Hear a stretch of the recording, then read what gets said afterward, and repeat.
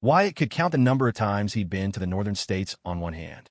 This was his first time in Quebec. It was only when he sat down in the restaurant that he realized the portion sizes up here were no joke. A single plate of food in Quebec City could probably be split into 4 or 5 servings back in New York. After a long morning on the plane, Wyatt was starving. As soon as the waitress set a plate of poutine and another of crispy maple-glazed pork on the table, he immediately dug in. "This is amazing. You have to try it," Wyatt said, only remembering Cece was sitting across from him after he'd already taken a bite. Cece had expected him to offer her the first bite. When he stuffed it in his own mouth instead, her lips pursed in a little pout. Wyatt knew exactly what she was sulking about and decided to give her a taste of her own medicine. "Why are you giving me that long-suffering look? You're the one who said we're just normal friends right now. Do normal friends serve each other food?" "Fine." Cece picked up her fork, her voice full of pride. "You said it." The delicious food quickly captured their attention. Once they were about 80% full, they finally started talking about their plans. "So, where are we going this afternoon?" "Wherever." "The zoo to see some polar bears?" "No." "The Basilica Cathedral of Notre Dame?" "Boring." "Then where?" "Wherever." Wyatt's face turned green. "Seriously? Can you be normal for a second? You weren't like this when we were dating back in college." "I was too naive back then. I let a certain someone sweep me off my feet way too easily. This time, I'm going to be smarter." Wyatt was speechless. "Fine. This afternoon, we're going to the old city. If you don't want to go, then we're going back to the hotel to sleep." "No way," Cece thought. It wasn't every day they got to go on a trip like this. Going back to the hotel to sleep was a total waste. "Okay, fine," she replied quickly. "We'll go to that old city place you mentioned." "Old Quebec. You didn't do any research at all, did you?" "With you here, why would I need to?" Cece blurted out. The words felt a little too intimate, so she quickly added, "We need to redefine our current relationship." "Okay, what is our relationship right now?" "The early stage of dating." "Early stage." "That's right. At this stage, you have to be like you were when we first started college. You have to be good to me, and you have to take care of me in every way." "Fine. Any other demands?" "You can't call me honey anymore." "What else?" "And, for now, no physical contact unless I agree to it." "Isn't that a bit much?" "Not at all. Not even a little peck on the lips." "Of course not," Cece continued. "And we have to sleep in separate beds at night. Next time, book a room with 2 singles." "Then why don't I just book 2 separate rooms?" "No, you can't do that." "Why not?" "I'm scared to sleep alone." Wyatt laughed. "Fine. You just want to experience the feeling of being pursued again. I could do that for you.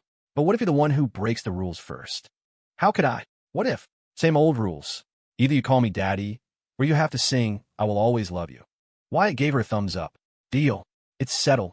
After leaving the restaurant, Wyatt took Cece to a car rental agency. After paying the deposit, he rented an SUV and drove them toward the historic streets of Old Quebec in the city center. The historic district was one of the must-see spots in Quebec City, especially for foodies. Ever since some social media trends had made winter tourism here explode, the city had been flooded with visitors, mostly college students. It took Wyatt and Cece forever just to find a parking spot. At the entrance to the pedestrian street stood a grand stone archway with an inscription they didn't bother to read. They followed the throng of people inside. The architecture on both sides was incredibly unique. After a few hundred feet, Wyatt stopped, a smile spreading across his face as his eyes landed on a storefront. "What are you smiling at?" "Look over there. Toasties opened a location all the way up here." "I'm surprised. What's that smell up ahead?" "It smells so good. Freshly baked bread." The street was full of little shops with a European flair. Further on, they saw a large Christmas tree, still decorated even after the holidays. Hanging from it were pastries that were a local tradition. Neither Wyatt nor Cece had ever tried one, so they went into a shop and bought a beaver tail. But since they were still full from lunch, they could only manage a few bites before they were stuffed. Wyatt. Cece had almost let his old pet name slip out, but caught herself just in time.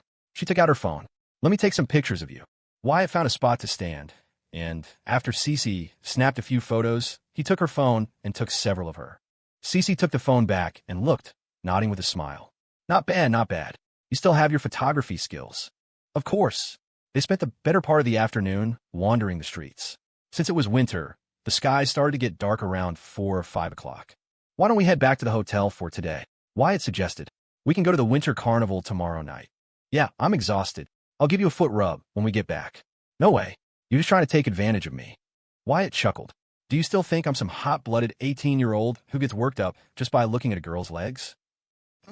Driving across the bridge, They passed the site of the Winter Carnival and followed the main road back to their hotel. The hotels in the north all had powerful heating. Walking inside was like stepping from winter into summer. Wyatt tossed a coat on the sofa and sent a message to his dad, asking how Ellie was doing at home. David didn't reply right away. He was probably busy making dinner. The room was a top-tier suite, with a massive living room and bedroom. Cece did a quick tour, opened her suitcase to get her toiletries, and went into the bathroom. When she came out, she saw Wyatt sprawled on the couch, playing on his phone. She crossed her arms and commanded, "I want to try that maple taffy on snow. You ate so much this afternoon. Can you really eat more?" "I can't. If you'd said so on the way back, I would have bought some. It's already dark now." Cece pulled out her trump card. "Do you not love me anymore?" Stop. That's ridiculous. Why does everything have to escalate to whether I love you or not?" This is emotional blackmail. A sly, almost imperceptible smile played on Cece's lips.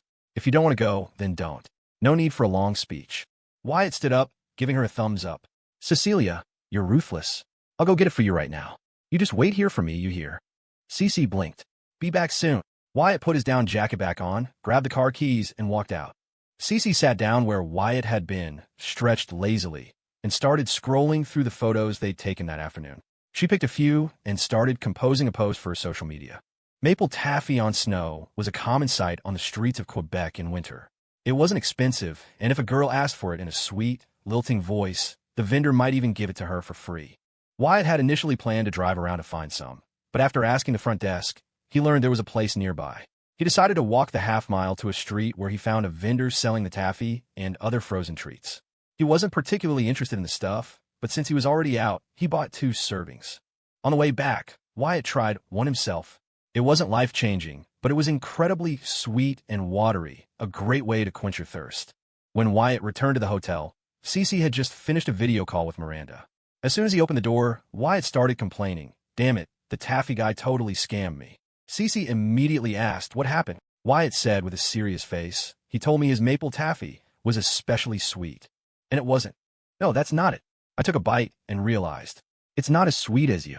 Cece froze for a second, then grabbed a throw pillow and hurled it at him, yelling, "You're so disgusting." Wyatt deftly caught the pillow, grinning sheepishly. "You call me disgusting now, but you used to love it. I was naive back then." Wyatt took off his jacket and handed the taffy to Cece. She took a bite and seemed to agree that it wasn't as amazing as she'd imagined. But thinking about how Wyatt had gone out specifically to buy it for her, she finished the whole thing. Around 9 o'clock, Cece stood up. "I'm going to bed." "Okay. And don't you dare sneak into my room in the middle of the night." Wyatt rolled his eyes, not even bothering to reply. He thought to himself that this was a good chance to rest and recover, save his back some trouble. Half an hour later, the lights in the living room went out. Wyatt called Charles Evans, Jessica's father. They talked for a good 20 minutes, first about Julian Jiang getting into Fordham's MBA program, and then Charles asked how Jessica was doing in D.C. Wyatt, of course, only said good things. In early 2020, Charles had gotten sick and was hospitalized, nearly not making it. It was during that time that he finally had the chance to tell Jessica the truth about what had happened years ago. After hearing it, Jessica was calm.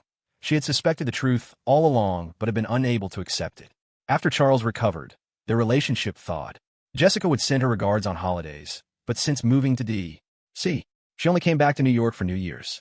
After hanging up, Wyatt sent a message to Julian telling him to get ready. Then he turned off the lights and lay down on the soft, large sofa to sleep. The sofa wasn't huge, about as wide as a bunk bed, but Wyatt didn't find it uncomfortable. Even when he slept in a bed, Cece would hog most of the space. She was a restless sleeper, always tossing and turning. So sleeping alone on the sofa actually felt quite comfortable. He was asleep in no time. But Cece, sleeping alone in the king-size bed, found it hard to get used to. There was no one beside her. She felt like something was missing. She tried hugging a pillow, but it just wasn't the same. She tossed and turned for what felt like an eternity, growing more and more awake. Finally, unable to lie still any longer, she turned on a lamp, crept to the door, and gently pulled it open to peek outside. The living room was dark. Wyatt seemed to be sound asleep. A wave of irritation washed over her. "Seriously? I make you sleep on the sofa, and you're sleeping this soundly? You were never this well-behaved before." After a moment's thought, Cece opened the door, walked out, and flipped on the lights, deliberately making some noise. When she saw Wyatt stir, she pretended to be looking for a drink of water. "Why are you still up so late?" Wyatt asked groggily. "Thirsty." Getting some water, Cece explained quickly. Wyatt yawned, rolled over, and went back to sleep. Cece glared at him, her little fists clenched in frustration. Before going back to her room, she walked over to the sofa and gave Wyatt a swift kick in the butt. "What is wrong with you?" Slam! The bedroom door shut, and the night was finally over. The next morning at 7:30, Wyatt woke up naturally. Back home, he usually had to get up in the middle of the night, but last night, he'd slept straight through until morning. The benefit of deep sleep was that he woke up feeling clear-headed and refreshed. He stretched and sat up from the sofa. Seeing that it was still early, Wyatt did a few rounds of his morning exercises in the living room. After working up a sweat, he took a shower. When he came out, he walked over to the bed and said, "Time to get up. You went to bed so early last night. Are you still sleeping in?" Cece's hair was a mess splayed across the pillow. She was a light sleeper, and Wyatt's voice woke her immediately. Wyatt had fallen asleep early, but she had tossed and turned until the early hours of the morning. When she got up and saw Wyatt looking so energetic, she was too annoyed to even speak to him. He tried to talk to her, but she ignored him. "Hey, what's wrong with you now?" "Nothing." "Then why the long face?" "You just don't understand me." "How can I understand if you don't tell me?" "If you truly understood, you wouldn't have to ask. But if you tell me, then I'll understand. You should understand without me having to say anything." Wyatt laughed in exasperation. "Have you been watching too many cheesy TV dramas? Come on, let me give you a kiss. One kiss will make it all better." He leaned his head closer. Cece shoved her hand in his face. "Get away from me. Don't touch me." Not wanting to press his luck, Wyatt sat down on the edge of the bed and patiently waited for Cece to finish her morning routine. Only after she was dressed and had her makeup on did they go down for the hotel's breakfast. The morning was short, and Cece was still sulking. After breakfast, they went back to the room. At 11:15, Wyatt stood up. "Come on, let's go find a place for lunch." "I don't want to move. We're on vacation." "Are you just going to stay in a hotel all day?" Cece complained, her voice full of disappointment. "I used to say I didn't want to go out, and you would always coax me." "Oh, for crying out loud. You're really committing to this role you've created, aren't you?" Wyatt silently gathered his phone and wallet, changed his shoes, then picked up a pair of women's insulated boots and brought them to Cece. He knelt down, forcefully grabbed her ankle, and put them on for her. Cece resisted for a few seconds before quietly giving in. A smug smile tugged at her lips, her expression saying, "That's more like it." After getting Cece's shoes on, Wyatt didn't waste any more words. He simply stood up and swept her into his arms. "I told you, we can't have physical contact unless I agree." "Fine, I broke the contract. Do you want me to call you Daddy? Or do you want me to sing I Will Always Love You?" "Sing." Wyatt opened the door, carried Cece out, and used his foot to pull the door shut behind them. Then he started to sing, "And I will conquer you, cutting off all my retreats." Mortified, Cece clamped her hand over his mouth. When she finally let go, she realized something was wrong. "Aren't those the wrong lyrics?" "No, the lyrics are clearly, and I will always love you. What's this about conquering me?" "That's the Whitney Houston version. I'm singing my own version." "You bastard." After leaving the hotel, they found a highly rated local restaurant on their phones and tried a classic Quebecois stew. Cece loved the flavors, saying that if she stayed here any longer, she'd definitely gain weight. Wyatt quickly replied, "It's fine. A little extra padding feels nice." In the past, a comment like that would have made Cece blush. But now, she just gave him a light kick under the table, a silent warning to behave. With their stomachs full, they took a car to the main pedestrian thoroughfare. The area had once been Quebec City's central business district and was a must-see spot in most travel guides. At this time of day, the entire street was a sea of people. The street was paved with cobblestones and lined with all sorts of shops, from fast food places to flagship stores for major brands. Neither Wyatt nor Cece was particularly impressed. New York had plenty of streets more bustling than this one. Besides the crowds, there wasn't much to see that felt truly special. They started off walking side by side, but the crowd was so dense that Wyatt reached out and took Cece's hand. At first, she didn't react, but after a few steps, she remembered their game of redating and forcefully pulled her hand away. Wyatt frowned at her. She looked up at him with a mischievous grin. "Don't touch me, you scoundrel." Wyatt sighed heavily. "Are you done with this yet?" Cece huffed and continued walking ahead on her own. Wyatt, holding her purse, reluctantly followed. After about 100 yards, two girls who looked to be around 20 years old suddenly appeared in front of Wyatt, blocking his path. They were clearly tourists from the south, not very tall, with features to match. "Excuse me, can you help us take a few pictures?" "Oh well." Seeing Wyatt hesitate, the girl with pigtails started to plead in a cute, whiny voice. Please, mister, help us out. Wyatt had no choice but to take the phone and start taking photos for them. Cece, noticing Wyatt hadn't caught up, glanced back. She saw him surrounded by two young women, and a moment later, he was taking pictures for them. Her temper immediately flared. Wyatt took more than a dozen photos. Catching a glimpse of Cece with her hands on her hips, he quickly lowered the phone and smiled. My wife is waiting for me up ahead, so that's all I can do. He handed the phone back to them and hurried over to Cece. Cece turned around and started walking, her tone dripping with sarcasm. Well, aren't you popular? How is that my fault? They asked me to take their picture. There are so many people on this street. Why didn't they ask someone else? Why you? You have to ask them. You should look for the reason within yourself. Now you're just being unreasonable, Wyatt said. But if you really want a reason, it's probably because I'm handsome. TCH, Cece scoffed, but in her heart, she didn't disagree. Wyatt was 6 feet tall in his shoes, which was definitely not short, even in a region where people were generally taller. And as they say, men at 30 are in their prime. His looks hadn't changed much, but time and experience had added an air of sophisticated charm. If someone called Wyatt a jerk, Cece would agree. If someone called Wyatt a dog, she'd agree with that too. But if someone called Wyatt ugly, she would never stand for it. In fact, after they got married, Miranda had pulled Cece aside on more than one occasion to secretly impart her wisdom on how to handle a husband, warning her that with Wyatt's qualities, even if he didn't go looking for trouble, trouble would find him. She always told Cece to be vigilant. Over the years, Wyatt had never given Cece a reason to be angry about other women.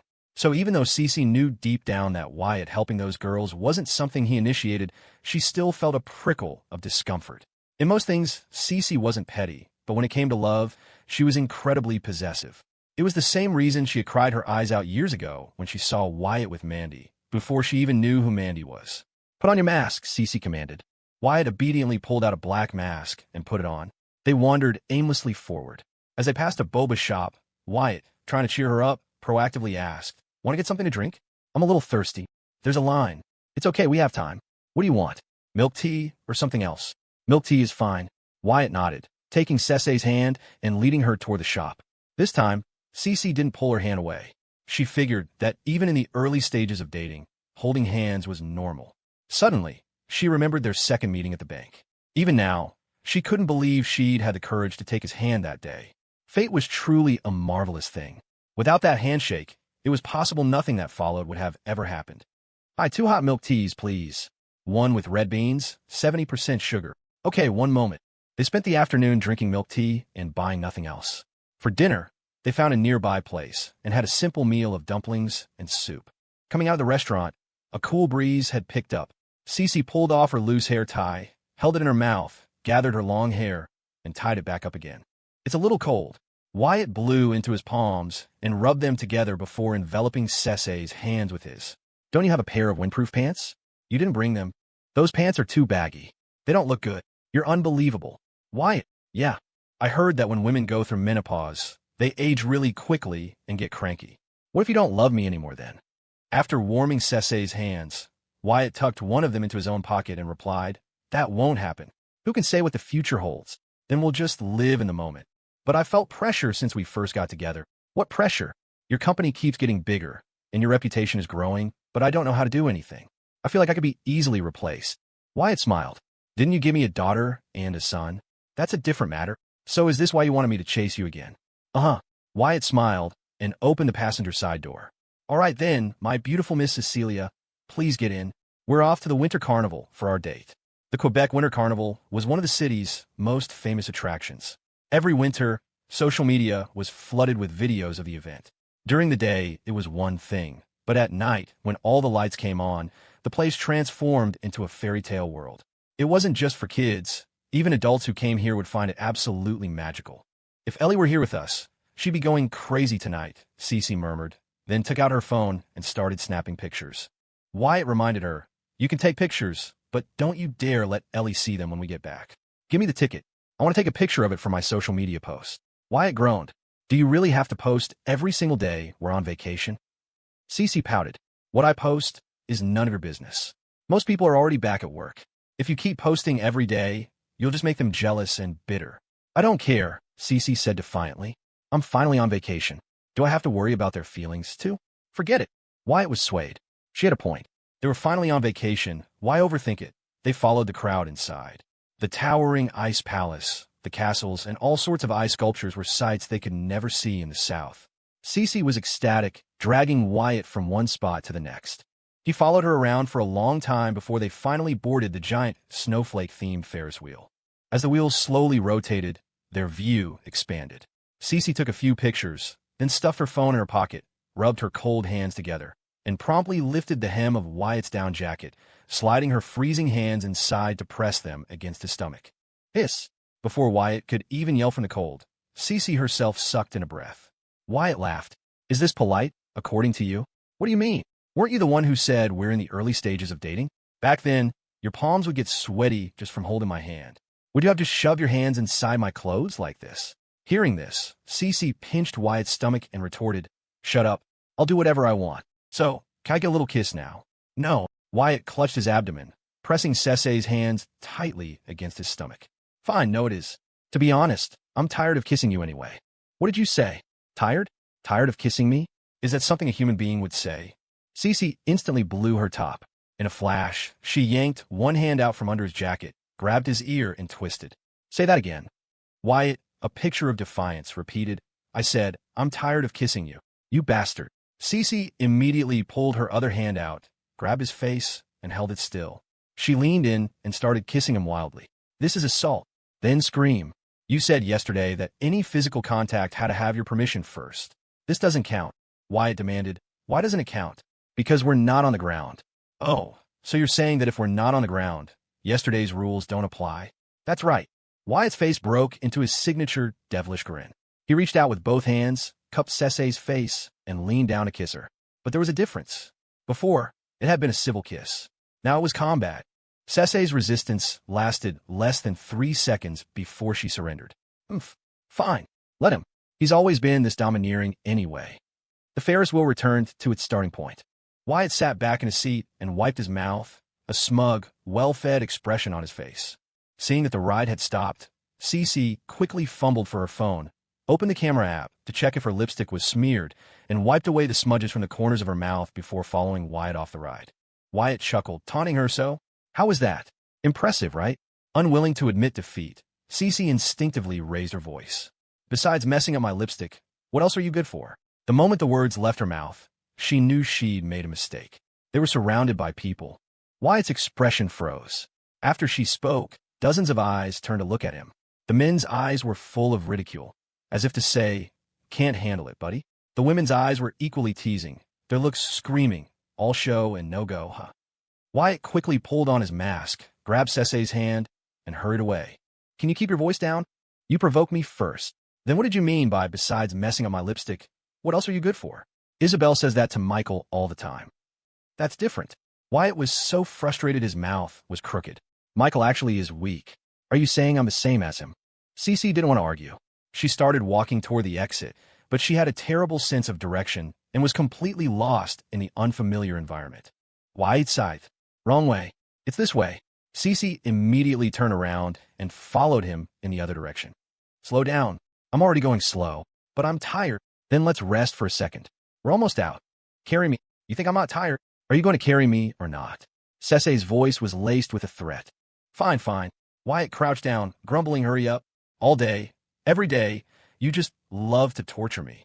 Cece leaped onto his back with satisfaction, her arms wrapping around his neck. She was still smiling as she asked, How long has it been since you've carried me? I don't know, but we're on the ground now, so you asking me to carry you also violates yesterday's rules. That means when we get back to the hotel, you have to sing, I will always love you for me. Can I not? Then you have to call me Daddy. Ugh. Cece thought about it. It wasn't the first time, and there was no one else around. Just as she was about to give in to Wyatt's demand, he quickly said, Don't say it now. Why? Save it for when we go to bed tonight. You scoundrel. After leaving the winter carnival, Wyatt drove straight back to the hotel. Cece went straight into the shower as soon as they got back. Wyatt, meanwhile, called his dad, but it turned out David was in the middle of putting Ellie to sleep. They had barely exchanged 2 sentences before Ellie snatched the phone away. Daddy, hey sweetie. Daddy, when are you coming back? Daddy will be back as soon as I'm done with work. You be a good girl for Grandma, okay? Daddy, what if someone bullies me while you're gone? The little girl was clearly trying to guilt-trip him into coming home sooner. Wyatt knew it was just his daughter's little trick. He chuckled. Grandma, Grandpa, and your other grandparents love you so much. How could they ever bully you? What if a classmate bullies me? Then you punch him. But I'm a girl. Then put on a pair of pink gloves and punch him. Wyatt and Cece spent a total of 5 days in Quebec City.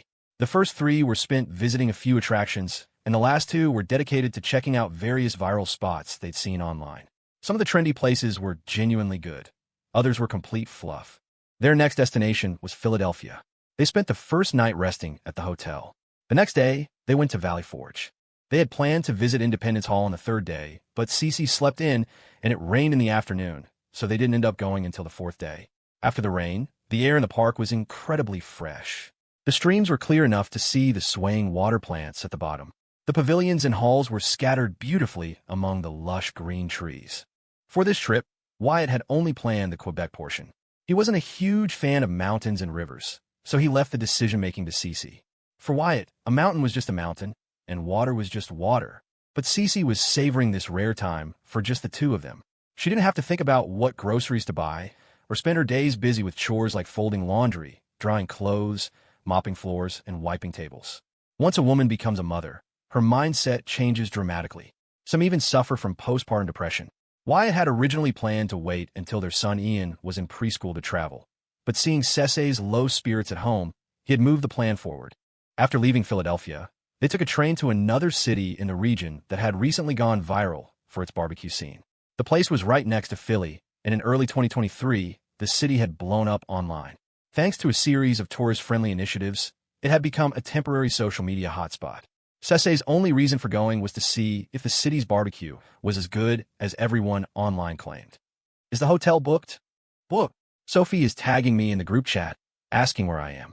I told her we're on our way to the barbecue city, and she said she wants to come too. Cece showed Wyatt her chat history. Wyatt glanced at it and saw Sophie had sent a string of pity me emojis. He chuckled.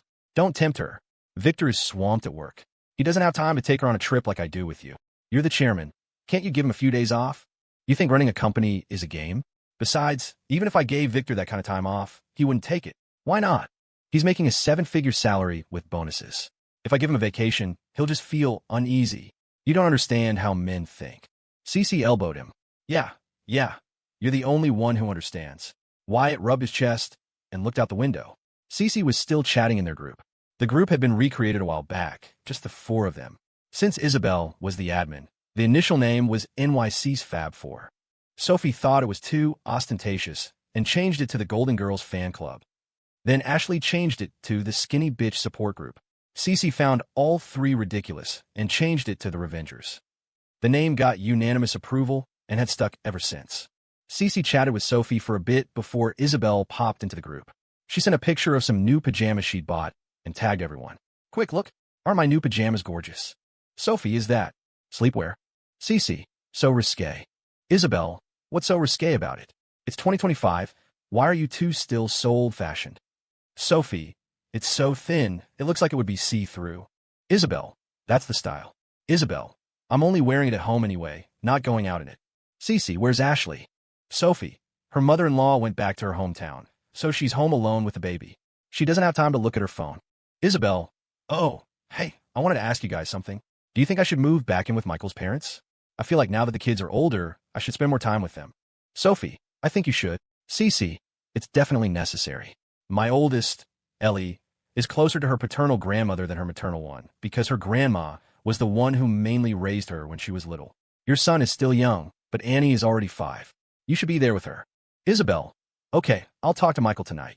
We'll figure out if Annie should live with us, or if we should move in with him.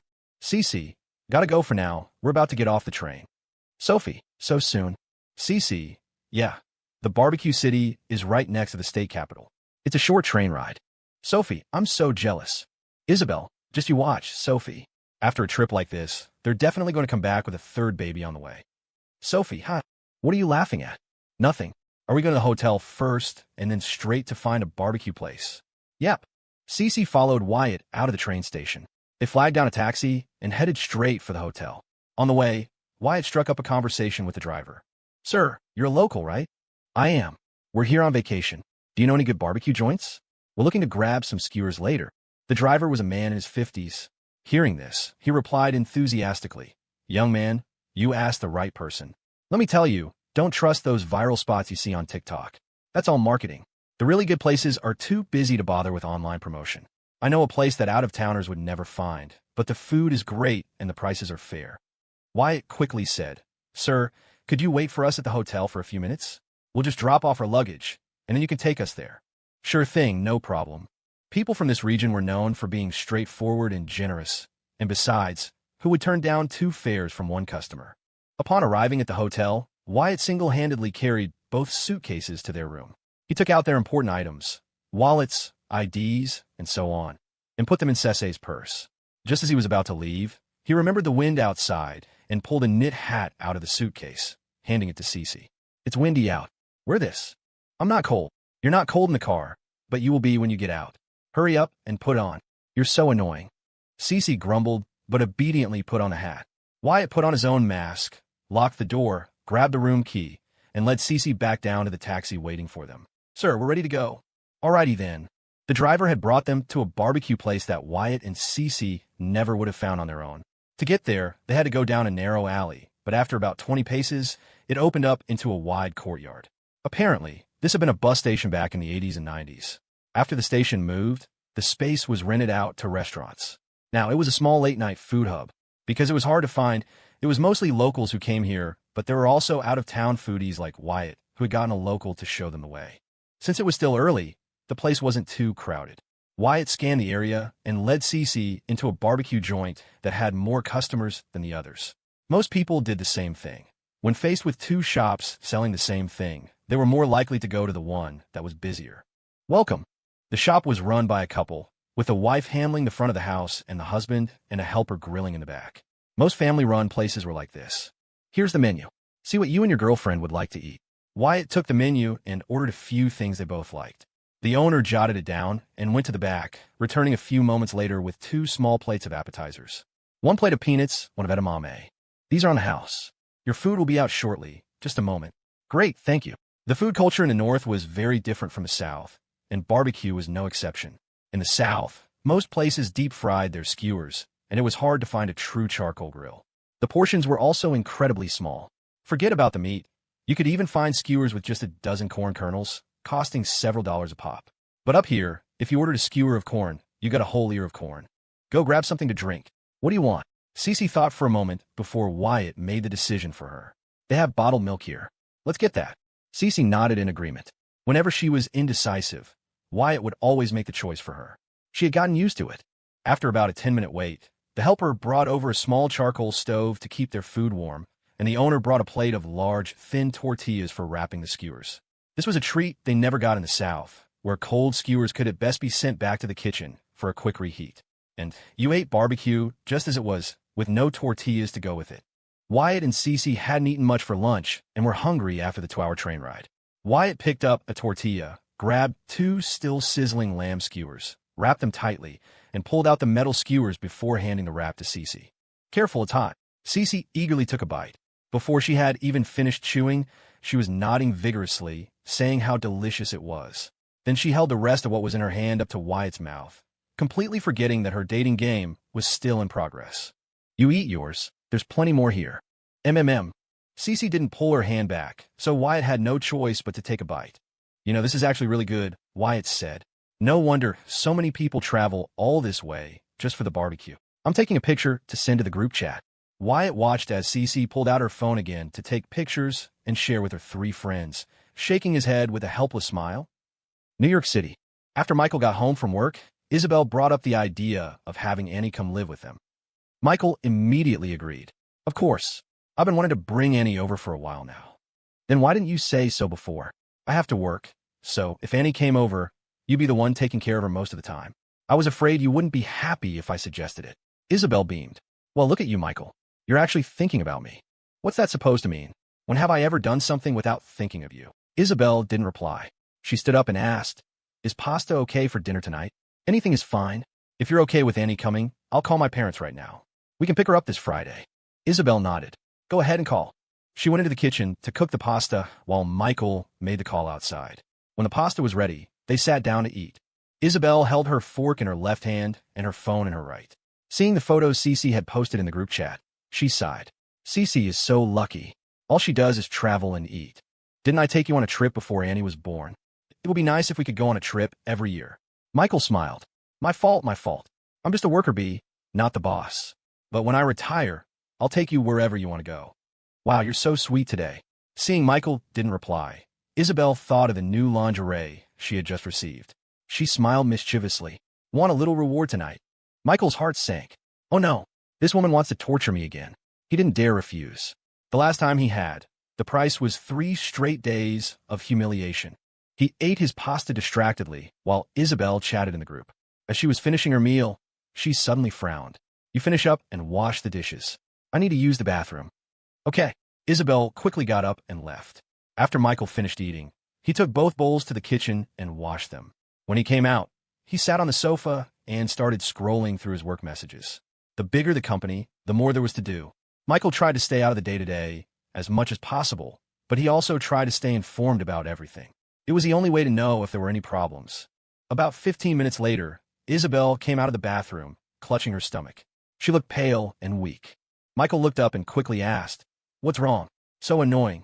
Isabel tossed her phone on the sofa and plopped down, grumbling, Of all the times for my period to come, it had to be now. Michael was ecstatic on the inside, but didn't dare show it. He immediately put down his phone, put on a concerned expression, and placed a hand on Isabel's stomach. Well, you need to stay warm and avoid anything cold or spicy for a few days. All you do is say nice things. You never do anything. What can I do? Michael said, You want me to take a look at the wound? Isabel immediately grabbed a throw pillow and whacked him over the head with it more than 10 times, yelling, Look at the wound. Look at the wound. I'll give you a wound to look at. Okay, I'll go make you some hot tea. Can you drink it and go to bed early? Go on then. Michael got up and headed to the kitchen. Isabel suddenly asked a soul-searching question. Why do I get the feeling you're happy that I got my period? Michael quickly pledged his loyalty. No way. I was just about to go downstairs to buy condoms. Oh, you just wait. While Wyatt and Cece were off on their travels, Leo took a trip back to Riverwood alone. It wasn't for family matters, but because Riverwood High had called Wyatt for its anniversary celebration, hoping to invite him as a distinguished alumnus representative. Wyatt had planned to decline, citing work, but on second thought, he called Leo and asked if he'd be willing to go in his place. After some consideration, Leo agreed. The anniversary was just an excuse. The main reason was that his grandmother had recently been hospitalized, and he wanted to use the opportunity to visit her. What Leo didn't expect was to run into so many of his old high school classmates. They had planned a 10-year reunion last summer, but since most of them were working out of town, it never materialized. This time, someone heard about the school anniversary and brought it up in the group chat, suggesting they all go back for a visit. Though most couldn't make it, about a dozen who worked locally in Riverwood showed up. There was Steve, who ran an auto repair shop in a small town. There was Gary, who drove a big rig. There was Mike, a small-time contractor. There was Dylan, who sold bathroom fixtures at the local hardware superstore. And there were the girls who were now married, like Jenna. The school's athletic field was packed. On the main stage, the principal and the vice principal sat in the center. And sitting right next to the principal was none other than Leo, who had been a nobody in their class back in the day. Riverwood High produced students who got into Harvard and Yale every year, but most of them ended up either working for big corporations or getting government jobs. A few had even gone abroad, but very few had become the president of a major company. If Wyatt had come today, he would have been in Leo's seat. But with Wyatt absent, Leo was the natural choice. As a director of the C Group and the president of ARC Interactive, he absolutely had the gravitas. 10 years ago, if Leo had been sitting next to the principal, his legs would have been shaking. But now, looking out at the dense crowd below, he felt not a ripple of emotion. And now, let's give our warmest round of applause to a representative of the class of 2014, the current director of the C Group, Mr. Leo Cheen, who will deliver the alumni address. The crowd erupted in applause. Leo calmly stood up, instinctively tugged at the hem of his suit jacket, and walked to the podium. He pulled out his prepared speech and began an eloquent address. In the front row, off to the side, Steve murmured, "It really is Leo?" Gary squinted. "Is that really him? I can barely recognize him." Dylan asked, "You guys want to go say hi after this?" Mike said, "I do." Dylan nodded. "Then let's go together. My sister is going to college in New York now." The guys who had been the most popular in their class chatted amongst themselves, while the female classmates, now all married women, sat in silence. Their gazes were fixed on the stage, each with a different expression. Some were reminiscing, some were marveling, and some were filled with regret. After the ceremony, Leo chatted with the principal and vice principal for a few minutes, shook their hands, and prepared to leave. Just as he was about to get into his car, a voice called out, "Leo." Hearing his old nickname, Leo paused, turning toward the sound. When he saw the familiar faces, he closed the car door he had just opened and smiled. "Hey everyone, long time no see." Dylan and Mike were at the front, with the others trailing behind. 10 years had passed. Some people had changed quite a bit. Among the men, half had put on weight, their bellies protruding like they were 8 or 9 months pregnant. Among the women, many had lost their figures. Jenna's looks still stood out, but to Leo now, she seemed rather ordinary. Too much makeup, clothes too flashy. When you're in a different position, you see different people and landscapes. Even though Leo didn't put on any airs, when he left, his old classmates still felt like they were from 2 different worlds. On the way home, Leo thought about telling Wyatt about it, but then decided against it. He could barely remember most of their names. Wyatt would be even worse off. For Wyatt, those 3 years of high school were probably a distant, forgotten memory. After Leo left, the dozen or so classmates started talking among themselves. "He's changed so much. Out of all of us, I guess he and Wyatt are the most successful." Leo got lucky with Wyatt. Wyatt's the real chairman of the C group. True. I heard Wyatt was the one who convinced Leo to apply to schools in New York. If I had studied harder back then, maybe I would have gone to college in New York too. Get real. Our SAT scores combined were barely 1,200.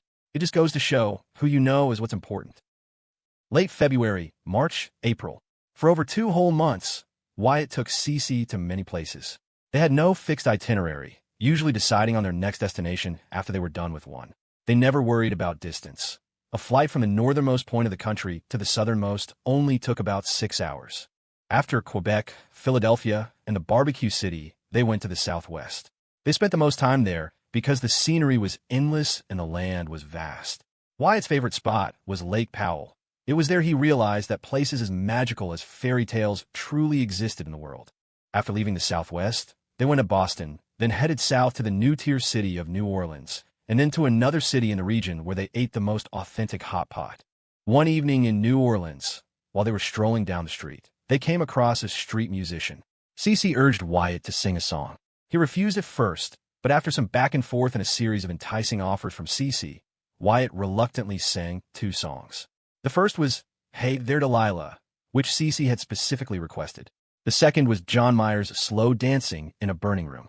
There was a line in the original Chinese song Cece had loved. A glance confirms, "I've met the right person." Wyatt simply dedicated the mayor's song to her.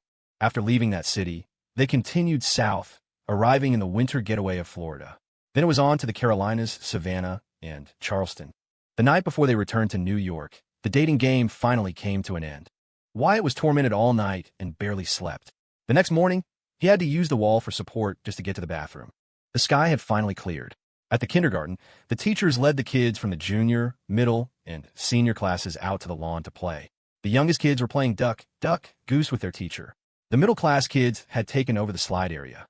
The senior class kids were noticeably more behaved, following their teacher's lead and dancing along to a children's song. Ellie sat alone on the grass, listlessly playing with a leaf in her hand. "Class, let's take a little break, okay?" "Okay." After the senior class was dismissed, Henry walked straight over to Ellie. He sat down beside her and asked curiously, "Ellie, why are you unhappy again?" Ellie pouted. "I miss my mommy and daddy." "Your mommy and daddy aren't back yet." Ellie hummed in agreement, nodding her head. Henry said, "Grown-ups have grown-up things to do.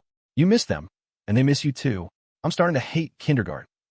"But you have to go to kindergarten to go to elementary school, and you have to go to elementary school to go to middle school.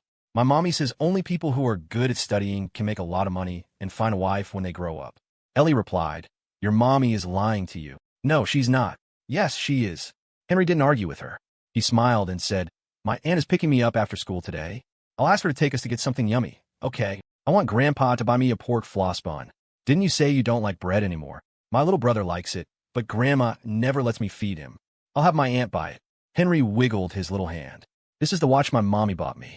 It can make phone calls. When my daddy comes back, I'm going to have him buy me one too. I'll have my mommy buy you one tonight. I want a pink one."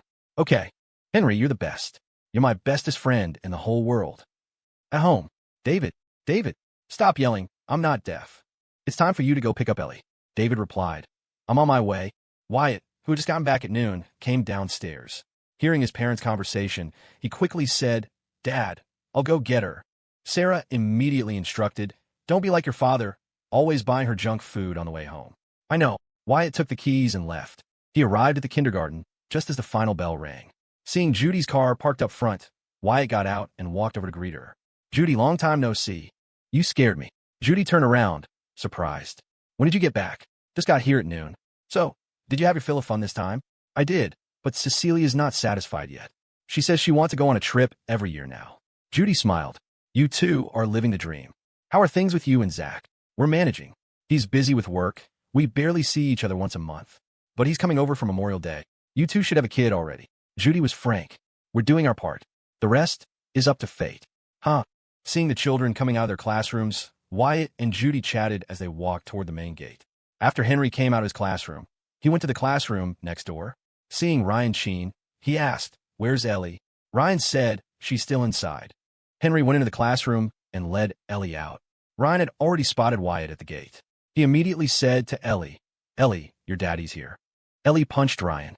"I told you, if you lie to me, I'll hit you." "No, your dad is really here, look." Henry looked up first and then chimed in, "Ellie, your dad really is here." Only then did Ellie follow their gaze. She saw Wyatt standing at the gate, waving at her. The listless little girl suddenly came to life and ran toward him like a whirlwind. "Daddy." Wyatt smiled and crouched down. Ellie leaped into his arms, her small hands wrapped around his head, her little mouth planting more than a dozen greasy kisses on his face. "Did you miss Daddy?" "Yes." "Were you a good girl while Mommy and Daddy were away?" "Yes." Wyatt said to Judy, "I'm going to head out then. See you later." "See you." On the way home, Ellie turned into a chatterbox. She asked questions all the way, saying that since Wyatt was gone, she didn't even want to go to kindergarten anymore. She said that her grandpa was mean to her, scolding her for every little mistake, and that her grandma played favorites, only being nice to her little brother. "She doesn't love me anymore." Wyatt smiled and asked, "So do you hate your little brother?" "No." "Why not?" Wyatt pressed. "Now that you have a little brother, Ellie isn't the only precious baby for Grandma, Grandpa, Mommy, and Daddy anymore." Ellie said very seriously, "Because my brother is still little, a big sister has to let her little brother have his way." "Not necessarily." Wyatt chuckled. "Ian is little now. When he grows up, Ellie won't have to let him have his way anymore." Ellie was smart. She immediately posed a difficult question for Wyatt. "So if my brother and I get into a fight in the future, will Daddy help me or help him?" Wyatt thought to himself that such a thing would never happen. But for now, he went along with his daughter's question. "Of course, Daddy will help Ellie." After he said it, he glanced in the rearview mirror. Sure enough, after hearing his answer, Ellie beamed with joy. When she smiled, she looked just like Cece, her eyes crinkling into crescent moons, the curve of her lips adorable. A moment later, Ellie called out again, "Daddy."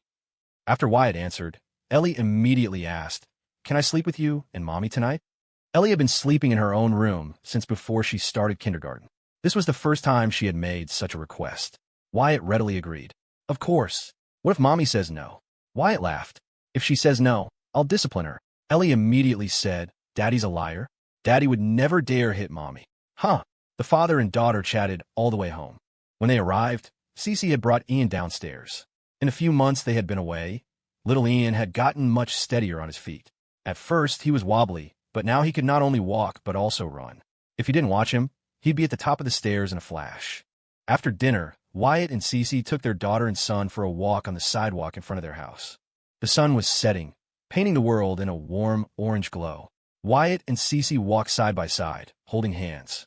Little Ian was like an unbridled colt, just running straight ahead.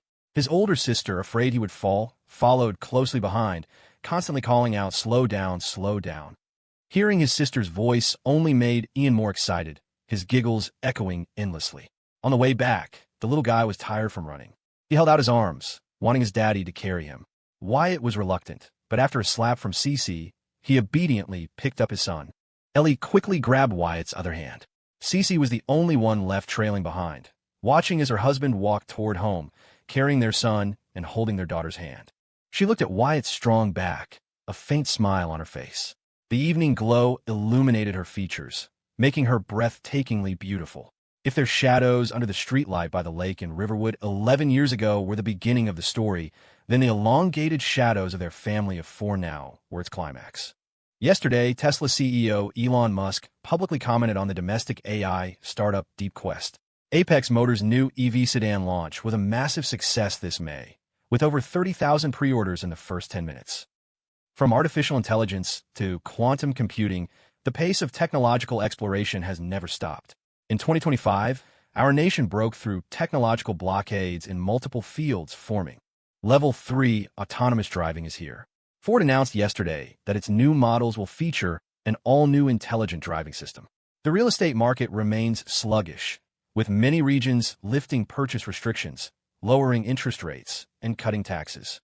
The birth rate for 2027 was only 8 million, another decline in the national birth rate. The domestically designed and manufactured 5-nanometer lithography machine has officially entered production.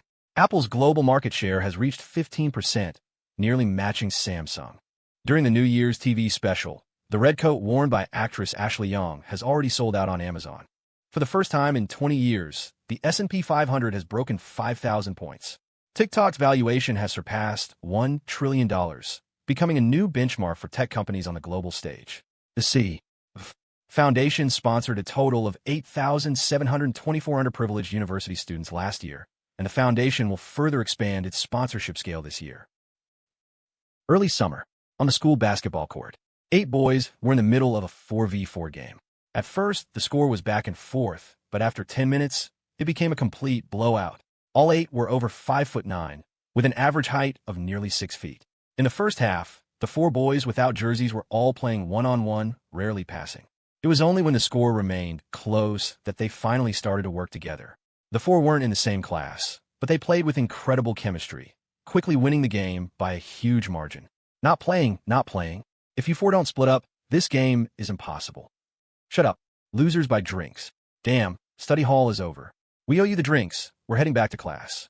After the 4 boys from the same class ran back to the school building, only 4 remained on the sprawling court. The only one wearing glasses walked to the sideline, wiped his sweat with a couple of tissues, and tossed the rest to Ian Evans, who was walking toward him. Ian took one and passed it to the slightly shorter boy next to him. Dylan, Ian, are you guys sure it's okay to be playing basketball during class time? Final exams are right around the corner. Dylan, Ian, are you guys sure it's okay to be playing basketball during class time? Final exams are right around the corner. Dylan Zhao laughed. What's he got to worry about? He gets first place in the whole school, every time. Our homeroom teacher stopped bothering him ages ago. What about you? I'm used to getting chewed out. Dylan Zhao was Michael and Isabel's son. He was born in the same year as Ian, went to the same kindergarten, and they have been classmates ever since. The 2 younger boys next to them were Ethan Jiang J.C. and Mandy's son, and Leo Lee, Sam and Abby's son. They were also the same age, a year younger than Ian and Dylan, and were currently freshmen. We're heading back then, Ethan said. Yeah. After Ethan and Leo left the court, Ian picked up the basketball from the ground and started dribbling. Summer break is almost here. Your sister and my sister should be back in a few days, right? My sister's break starts the day after tomorrow. College breaks always start early. Dylan sighed. I really don't want her to come back. Why? My sister has one face for the outside world and a completely different one at home. She bosses me around all day. Ian smiled. I think it's great. Of course you do. My sister's nice to everyone except me. Especially to you. She judges people by their looks. The handsomer you are, the better her attitude. You better stay away from her. I suspect she might be a cradle robber. Ian patted Dylan's shoulder and laughed. I'm not much better off. Our family is a classic case of favoring the daughter over the son. Ever since middle school, my only allowance has come from my sister's handouts. Anyway, let's not talk about them. Another friend of ours has decided to go abroad. What are your plans for next year? I'll worry about next year. Abroad or stay here? Definitely stay here. Don't tell me you want to go abroad. Ian shook his head. Not interested. Dylan chuckled. So, are you going to D.C. We're staying in New York? Haven't decided yet. Dylan said. Your parents are traveling half the year anyway. Staying in New York or going to D.C. Makes no difference. Why don't you ask your dad? My dad never gets involved. Whenever I ask him about choices like this, he just tells me to decide for myself. Just as Dylan was about to reply, a voice boomed across the court. You two over there. What class are you in? School is in session. What are you doing just sitting there? Hearing the voice, Dylan cursed the old principal under his breath, then got up with Ian and headed back toward the school building. Starting in 2025, many high schools had implemented a 2-day weekend. A few years later, Evening study hall was shortened to end before 9 o'clock. After study hall let out, the school gate was bustling with cars. As a private school with tuition exceeding $40,000 a year, the students here all came from very wealthy families. Ian, with a single-strap backpack slung over his shoulder, walked out of school with Dylan, Ethan, and Leo. After saying goodbye, Leo walked home. His house was near the school. "Ethan, over here." Soon, Mandy drove up. When Ian saw her, he waved and called out, "Aunt Mandy." Mandy smiled. "Ian, why don't you come with us? You'll be all alone at home anyway." "It's okay, Aunt Mandy. Uncle Julian is coming to get me." "All right then. Call me if you need anything. We're heading out." "Okay." After Mandy and Ethan left, Dylan immediately asked, "I heard from my dad that your uncle got another promotion last year?" Ian nodded. "That's insane. Don't ask me. I only ever see him at New Year's." "All right, I see my car. I'm out. See you tomorrow." "See you tomorrow." Dylan quickly ran to a Range Rover, got in, and soon disappeared into the night. Just then, the phone in Ian's pocket vibrated. "Hello, Ian. Wait a little longer. I'm at a red light at the intersection. I'll be there in a minute." "Okay, no rush." After hanging up, he waited for about 5 minutes before a very ordinary electric SUV pulled up to the side of the road. Ian got in and greeted the driver, Uncle Julian, and the car headed for home. Julian initiated the conversation. "Summer break is almost here. Any plans?" "Not really. Probably just rest at home. Want to come to the company for a bit." "Uncle Julian, I haven't even graduated from high school yet." "What does that matter? It's your family's company, after all. I'd rather wait until I'm in college." "A college degree isn't worth what it used to be. Just yesterday, I heard the HR people talking. They said you can snag a top university graduate with just 3 sentences now. The first is $10,000 a month after taxes with room and board. The second is fixed weekends off, flexible clock in. And the third is no experience necessary, will train you. Look, your dad didn't graduate from a top university. Your uncles Leo, Sam, and Michael all went to pretty average schools. And don't even get me started on me. I never even went to college. Uncle Julian, stop messing with me. I've been to your house. Your bookshelves are full. You may not have a degree, but it's not like you haven't read a lot. That's just stuff I read to pass the time. Uncle, do you know where my mom and dad are now? Last week they were in Japan. I don't know where they are this week. Late June. Washington, D.C. Outside the gates of American University, Annie Zhao, dressed in a pale yellow long dress, stood with her suitcase, glancing intermittently at her phone in the corner of the street. At 21, Annie had long shed her childhood innocence. She had inherited all of Isabel's best features, tall, slender, with fair skin. The only difference was her remarkably sweet and gentle personality, a stark contrast to Isabel's. This was likely due to their different upbringings. Both Michael and Wyatt doted on their daughters, but Wyatt took it to a whole new level. Michael, at least, could sometimes manage to treat his children equally. As Ian himself said, ever since he started middle school, Wyatt had stopped managing him. He made all his own decisions. Even when Wyatt was home, he and Cece wouldn't get up in the morning, leaving Ian to fend for himself for breakfast. As for allowance, it was pitifully small. At the same age, Dylan, Ethan, and Leo all had weekly allowances of several $100s since elementary school. But Ian, even in middle school, probably didn't get more than $1,000 a month. And this was in an era where prices were far from what they were a decade ago. A bowl of wonton soup cost over $10. But Ian's sister, Ellie, was a completely different story. She had never worried about money a day in her life. She was using expensive skincare and the latest model phone in her first year of high school. The year she started college in D.C. Wyatt spent tens of millions to buy her a condo in a high-end complex near the school. But Ellie found living alone in such a large place boring, so she spent most of her time in the school dorms. A black Maybach made a left turn and pulled up in front of Annie. The front passenger window rolled down swiftly. Ellie, sitting in the passenger seat, pushed her sunglasses down her nose, revealing a pair of bright, lively eyes. She laughed. "What are you waiting for? Get in." She was wearing a low-cut white t-shirt with a pink sun shirt over it, paired with denim shorts. Her long legs, in no way inferior to Cece's in her youth, were on full display. Her looks were on par with Annie's. "I have a suitcase. It's heavy." Ellie immediately turned her head and ordered, as if speaking to a servant, "Get out and move the luggage." The driver was none other than Henry Yu, who had just graduated from college and would be staying at Wharton to pursue a master's in finance. He quickly got out, helped Annie put her suitcase in the trunk, and then got back in the car. It was only when Annie opened the car door that she saw Ryan Sheen was also sitting inside. She pouted, unhappy. "Seriously? I'm the last one you picked up again. Whose fault is that? Your school is the farthest away." Ryan is at the Tech University, Henry's at UPenn, and I'm at the Music Conservatory. Our three schools are all together. You're the only one all the way on the east side. Annie quickly changed the subject, asking curiously, "Where did this car come from?" "Henry, did you buy a car?" "No, Ellie got it." "Ellie, didn't your dad already buy you a car in New York? Did he buy you another one in D.C.?" Ellie smiled. "No, I borrowed it from Aunt Jessica." "Aunt Jessica Evans?" "Yep. No wonder I've never seen this car before." Ryan was as quiet and well-behaved as he was in his childhood. Even his college roommates had no idea his father was a rotating director of the C group. He was currently studying artificial intelligence at the Tech University, a major Leo had chosen for him. He was the complete opposite of Ian. He had followed the path his family laid out for him his whole life, rarely making his own choices. Seeing Ellie and Annie fall silent, Ryan finally asked, "What are your plans for the summer?" Henry replied, "I have an internship." The moment he said it, Ellie let out a little and asked, "Then you won't have any time this summer?" Henry smiled faintly. "There's still weekends. And it's my family's company, so there aren't too many rules. I can go whenever I want." Annie asked curiously, "Ellie, what about you?" "I don't know. But first, I have to take Ian out for a good meal. Without me at home, he must be living a miserable life. Your parents are so biased." The four of them chatted all the way to the airport. Henry expertly led them to check in. An hour and a half later, the plane took off, and by 4 in the afternoon, it had landed at JFK. Ian had also just started his summer break today. The domestic education system had undergone continuous reforms over the past decade, and all forms of tutoring had been banned. Even for students preparing for exams, summer and winter tutoring were not allowed. He had just gotten a call from Cece. Now he was preparing to go to the supermarket to buy some groceries.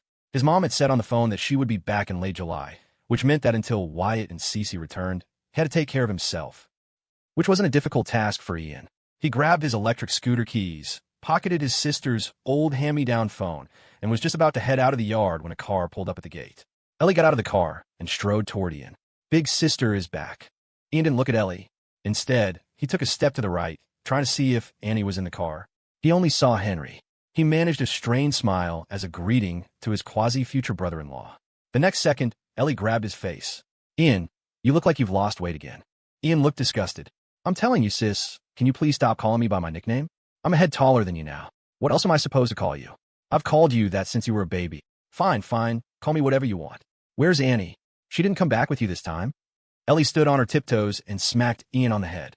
Annie, I just got back, and instead of caring about your own sister, you're asking about Annie? Do you really like girls like her?" "Of course. She's way nicer than you." Ellie grabbed Ian's ear and dragged him into the house, scolding him before asking, "If you get together with Annie, what does that make our relationship?" Ian said nonchalantly, "We can all just be. You two are still best friends, but Dylan will have to call me brother-in-law. I'll kick your ass." Just as Ellie lifted her foot, Ian dodged to the side. He then scurried to get a glass of water and handed it to her. "Sis, there's no food left in the fridge. I was about to go to the supermarket. Do you want to wait for me here, or come with me?" Ellie plopped down on the sofa and said haughtily, "First, give your big sister a shoulder and leg massage. Tonight, I'll take you out for a feast. Should we invite Annie?" "You?" No, I'm just kidding." "Humph." Ever since Ian started elementary school, the whole older generation, Sarah and David, Charles and Miranda, had moved back to Riverwood to retire. The pace of life in New York City was just too fast, and their social circles were all back home. It was the best choice. Wyatt and Chloe still made the trip back to visit several times a year. Ian, now a teenager, had a quiet and orderly life when he was home alone. During school breaks, he was up at 7:30 for a run, grabbing a bagel on his way back for breakfast. He spent his mornings studying on his own. For Ian, self-directed learning was far more efficient than listening to a teacher's lecture. When it came to education, Wyatt had treated his two children very differently. Ellie was essentially raised free range. He never once asked about her grades or her performance in school. He only ever asked if his daughter was happy that day. If Ellie ever complained of being tired, Wyatt would even call her principal and get her a half day off. The result was that Ellie, just like her mother, ended up in an art school. Wyatt and Chloe had hoped she'd attend Juilliard, a place Chloe knew well, but kids go through their rebellious phases. Being so close to home was the last thing Ellie wanted. In the end, she chose the Peabody Conservatory in D.C. Ian was a different story entirely. Like Henry, he'd had private tutors since he was a child. By the 3rd grade, he could speak with a flawless, polished British accent. His English grades were always impeccable. At first, he wasn't a standout in math and science. He was near the top of his class, but not at the very peak. But Ian was not the type to settle for second best. It was either dead last or first place, nothing in between. During one summer vacation in middle school, he taught himself the entire next year's curriculum. When a new semester began, he was number one in every subject, and he never once fell from that spot. The only time he didn't get first place was because his parents were out of town and his sister came down with a fever. He'd missed the final exams that day to take care of her. The ability to excel academically is, in many ways, an innate talent. The number of people who get into Harvard or MIT on sheer effort alone is vanishingly small. If you were to observe them, you'd find that not only do they learn incredibly fast, but they also have an intuitive ability to apply concepts in new ways and rarely make careless mistakes. Some people listen intently in class and review diligently afterward, but come exam time, they'll still make a stupid error on a problem they know how to solve. A true student, however, once they grasp a concept, can solve any variation of the problem, no matter how it's presented. Ian chose to study in the morning because his mind was sharpest then. In the afternoons, he was rarely at home. He'd either be hanging out with Dylan Zhao or with Ethan Jiang and Leo Lee. He spent the most time with Dylan. That kid had been showered with affection since birth. Even if Michael was biased toward his other children, Dylan's grandparents and great-uncles more than made up for it. Robert Zhao had made it clear long ago. Apex Capital would not go to Michael. It would be handed directly to Dylan when he came of age. Maybe because of that, Dylan lived a carefree, flamboyant life. In truth, Ian was slightly better looking than Dylan, but in school, Dylan was always surrounded by far more girls. The guy was a natural-born playboy. Ian, on the other hand, rarely spoke to strangers. Even with his classmates, he exchanged few words. After the first midterms of his freshman year, the prettiest girl in his class had eagerly approached him with a physics problem. Ian had just replied coolly, "Go ask the teacher. You wouldn't understand my explanation." His complete lack of charm meant he had very few friends at school. He didn't see that as a problem, though. His father had told him that friends should be about quality, not quantity. Some friendships, he'd said, offered no benefit at all. In short, for the past 5 years, Ian had lived a life of disciplined routine. But after summer vacation started, with his older sister now home, that life had been thrown into chaos. His sister, who had grown up coddled by their parents, had remarkably poor life skills. In Ian's words, his sister, aside from being beautiful, was completely useless. Most siblings in the world disdained each other, but it was usually a front for affection. Coco, what is it now?" Hearing his sister calling from downstairs, Ian opened his window and asked with a sigh. Ellie was standing by the edge of the swimming pool, pointing. "Do you know how to change the water in this? It's really dirty. Dad always has professionals come to clean and sanitize it every year. There's a business card in the right-hand drawer of the sideboard in the dining room. Just give them a call, and they'll come over. You come down and call. I'm studying. What's there to study? Get down here." Ian sighed, closing the book of National Math Olympiad problems he was working on. He walked downstairs, found the card, and made the call. After hanging up, Ian went out into the yard. "They'll be here in an hour. It's too hot out. Don't just stand there," Ellie asked with a sunny smile. "Coco, do you think I'd look better with a tan?" "No, so you still think I look better pale." "Annie looks good," he shot back. "Are you looking for a fight?" Ian changed the subject. "What's for lunch?" "Whatever. You said whatever. Don't just take a few bites and say you're full. It's summer. I have to eat less to keep my figure."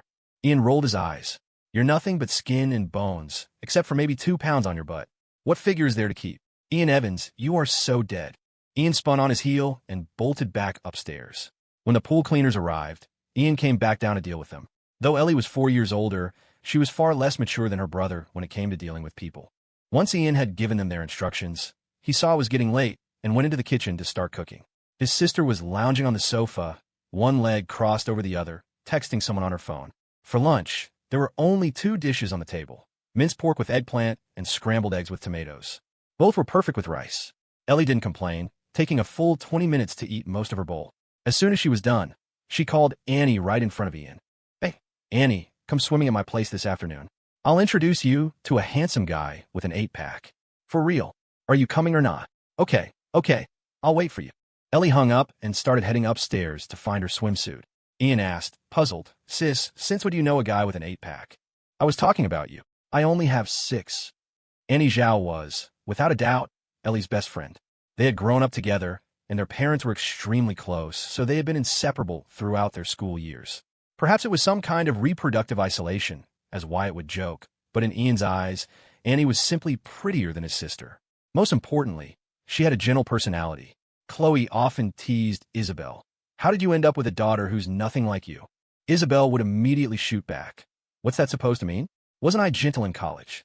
That line always brought the house down with laughter. Michael would just sigh helplessly. "Gentle? You were about as gentle as a sledgehammer." After washing the dishes, Ian took a half-hour nap on the living room sofa. Around 1:15, the doorbell rang. Ian ran to open the gate, and there stood Annie. "Annie, you've gotten even more beautiful."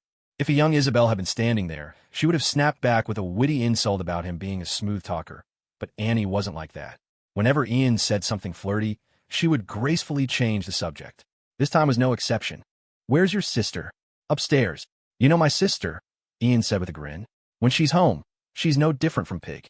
All she does is eat and sleep. If you keep talking like that, I'll have to tell on you." Ian shot back instantly. "And if she beats me up, you won't feel bad?" Annie just rolled her eyes. Pushing past him and walking into the house as if it were her own, she slipped on a pair of house slippers and went up to Ellie's room on the second floor. Without knocking, she turned the knob and walked right in. Seeing Ellie trying on a swimsuit, Annie quickly shut the door behind her. "Ellie, don't you know to lock the door when you're changing?" Ellie waved a dismissive hand. "My brother isn't like you. He wouldn't just barge in without knocking." Annie pouted slightly. "I feel like your brother has gotten taller again." "Has he?" "Yeah, I have to look up to see him now." "I hadn't noticed." "It's good for a boy to be tall," Ellie said. Seeing Annie sit down, she added, "What are you waiting for? Change into your swimsuit." "Now, well, when else?" "They just changed the pool water this morning." Annie finally pulled her own swimsuit from her bag. After she changed, Ellie clicked her tongue twice. "Can't you wear something a little more mature? It's still this same one piece. It's too revealing otherwise." "You, never mind. Let's go down." Ellie opened the door and went downstairs. In the kitchen, Ian had just finished juicing 2 glasses of orange juice. Hearing footsteps, he turned and saw his sister, then immediately looked past her. Sure enough, Annie appeared a moment later. Ian quickly carried the 2 glasses out. Ellie reached for one, but Ian walked right past her, straight to Annie. "Annie, have some orange juice." "I just made it." "Thank you." Annie was a little embarrassed.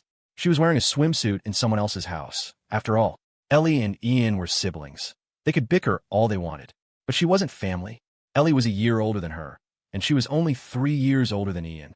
When Ian had just started high school, he had jokingly talked about how an older woman was a treasure and that you should keep good things in the family. It was one thing when he was a little kid in elementary school, but they were all young adults now. Annie didn't really think of herself as just Ian's older sister anymore. Ellie walked over and grabbed Ian's ear. "Could you stop being so obvious?" she hissed. Impatiently, Ian handed her the other glass of juice. Ellie kicked him lightly, took the juice, and walked out into the yard.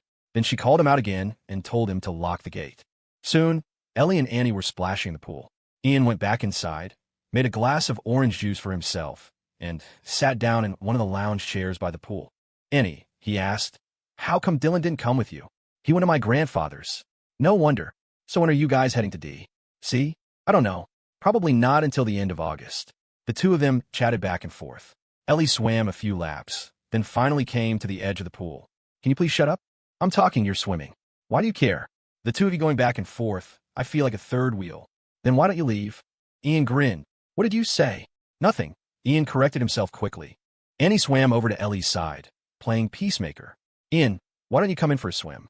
Ian, with one leg crossed over the other, just shook his head. Ellie was exasperated. "What are you trying to prove?" "I'm not trying to prove anything," Ian said, with a meaningful tone. "I'm not available today." Ellie glanced up and down at him, then immediately pulled Annie away. Annie looked completely baffled. "Not available today? What's not available about swimming? Don't tell me he's on his period." The sky was a brilliant blue, without a cloud in sight. From the trees outside the yard, the drone of cicadas was a constant hum. After about half an hour in the pool, Ellie was the first to get out, settling into another lounge chair. There were 4 chairs by the pool. Ian was on the far end. Ellie took the third one, leaving 2 empty chairs, one between them and one at the other end. As Annie climbed out of the pool, wondering which chair to take, Ian grabbed a dry towel and handed it to her. She took it and naturally sat down in the empty chair between the siblings. "Coco, what? Do you know where Mom and Dad are right now?" "Uncle Julian said they were in Japan last week. They're back in the country. They're whitewater rafting on the Daju River now." Ian shrugged. "I was probably adopted. They barely even call me." "What's that supposed to mean? You don't hate Mom and Dad, do you?" "No." I'm telling you, Mom and Dad ask me about you all the time. All right, you don't have to comfort me. I'm fine being home alone. It's freeing. I can do whatever I want. Annie chimed in. He's definitely more mature than my brother. Ian turned his head with a smile. Is that right? You think I'm mature too, Annie? Annie quickly backtracked. Even if you're a little inappropriate sometimes. That's just how he is. Don't pay any attention to him. Ellie cut in. Sis, we're family. Stop putting me down all the time. Annie's my best friend. I can't let you corrupt her. Fine, fine, you want to play it that way? I'm calling my future brother-in-law right now and telling him all your little secrets. You dare. Annie blinked. What secrets? As evening approached, a breeze picked up, rustling the green leaves of the trees. After changing, Ellie and Annie sat in the living room, deep in gossip. The topic was a male actor signed to the studio of Ashley Young, who was now a superstar. Ian had zero interest in celebrity news. He grabbed the keys to his electric scooter and asked, I'm going out for ice cream. You two want some? Yes, the two on the sofa answered in unison. Ian grinned. Annie, want to go for a ride? Annie hesitated, then looked over at Ellie. Ellie said, annoyed, Why are you looking at me? If you want to go, go. I'm tired, I don't want to move. After a moment of deliberation, Annie finally agreed. She got up and followed Ian out to the yard. Ian firmly placed a helmet on her head, then straddled his scooter. Hop on, he smiled. Annie was wearing a dress, so she sat sideways on the back. But just as Ian twisted the throttle, the scooter suddenly lurched forward. Annie lost her balance and quickly wrapped her arms around Ian's waist to steady herself. The scooter left the yard and soon merged onto the main highway. The gentle breeze felt fresh on their faces, bringing a sense of calm and exhilaration. Ian, yeah, do you ever get lonely being home by yourself? I did at first, but not anymore. Why? I guess I got used to it. People are creatures of habit. Besides, when there are fewer people around, your mind is clearer. My brother says there are a lot of girls at your school. Quite a few, Ian laughed. Isn't it trendy these days to want daughters instead of sons? Annie paused, then asked tactfully, Is Dylan seeing anyone at school? There are a lot of girls around him, but he's not dating anyone. What about you? What about me? Are you seeing anyone? No. Didn't our parents already arrange our marriage? Annie balled her small fist and punched him lightly on the back. Don't be ridiculous. They were just joking. It doesn't matter if they were joking. What matters is what you think. Why aren't you saying anything? I don't really feel like talking to you. Fine, don't talk to me. But why are you touching my abs? I am not. Annie, don't lie. I'm really not. Then let me ask you, why do you keep hitting the brakes? Lots of traffic. Bullshit. There's barely anyone on the road. Then why do you think? Jerk. Annie didn't get home until it was almost dark. Ian had eaten an ice cream cone while he was out and didn't have much of an appetite when he got back, so he just made a packet of Moroccan pork-flavored instant noodles. Ellie's dinner was even simpler. A cucumber and a handful of cherry tomatoes mixed with yogurt to make a quick fruit parfait. After scrolling through TikTok downstairs until past 9, Ellie yawned and went upstairs to wash up and go to bed. Ian cleaned up the mess, turned off the lights, locked the doors, and went back up to the second floor. He took a shower in his own room, and after changing into his pajamas, he noticed the light was still on under his sister's door. He called her name twice, but got no response. He gently pushed the door open and saw his sister sprawled out on the bed like a starfish, fast asleep. He reached in, turned off her light, quietly closed the door, and walked to the door of Wyatt's study. The house had 3 floors. The second floor, besides a few guest rooms, also had a study. This room was the heart of the house.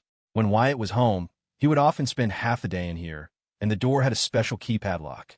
Ian didn't know if his mother knew the code, but he was certain his sister didn't. And since she had no interest in books, it seemed the study was used exclusively by Wyatt. However, Ian also knew the code. He expertly typed in the password, pushed the door open, and closed it behind him. The door clicked, locking automatically. Inside, 2 rows of bookshelves were lined with various project files and records. Ian turned on the light and sat down at the computer. He booted it up, typed in the password. The desktop was clean, showing only the system's default software and a single icon for the C. Group's internal network.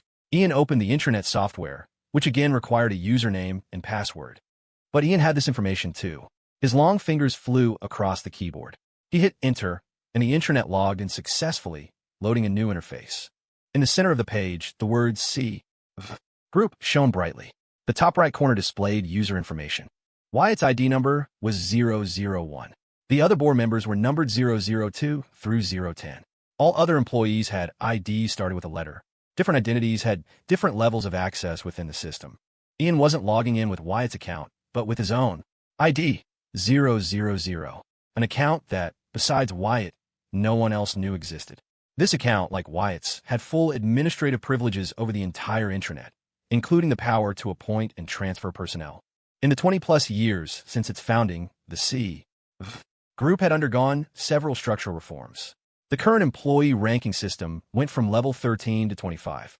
New hires almost always started at level 13 and moved up based on performance and contributions. Level 18 was a major threshold. Crossing it meant joining the ranks of management with real authority. Ian opened the internal announcements, quickly reviewing all the major company events from the past week. Then he checked on the progress of various subsidiary projects and personnel changes. Finally, he clicked on the Internal Control and Compliance tab, a feature that was, on paper, accessible only to Wyatt.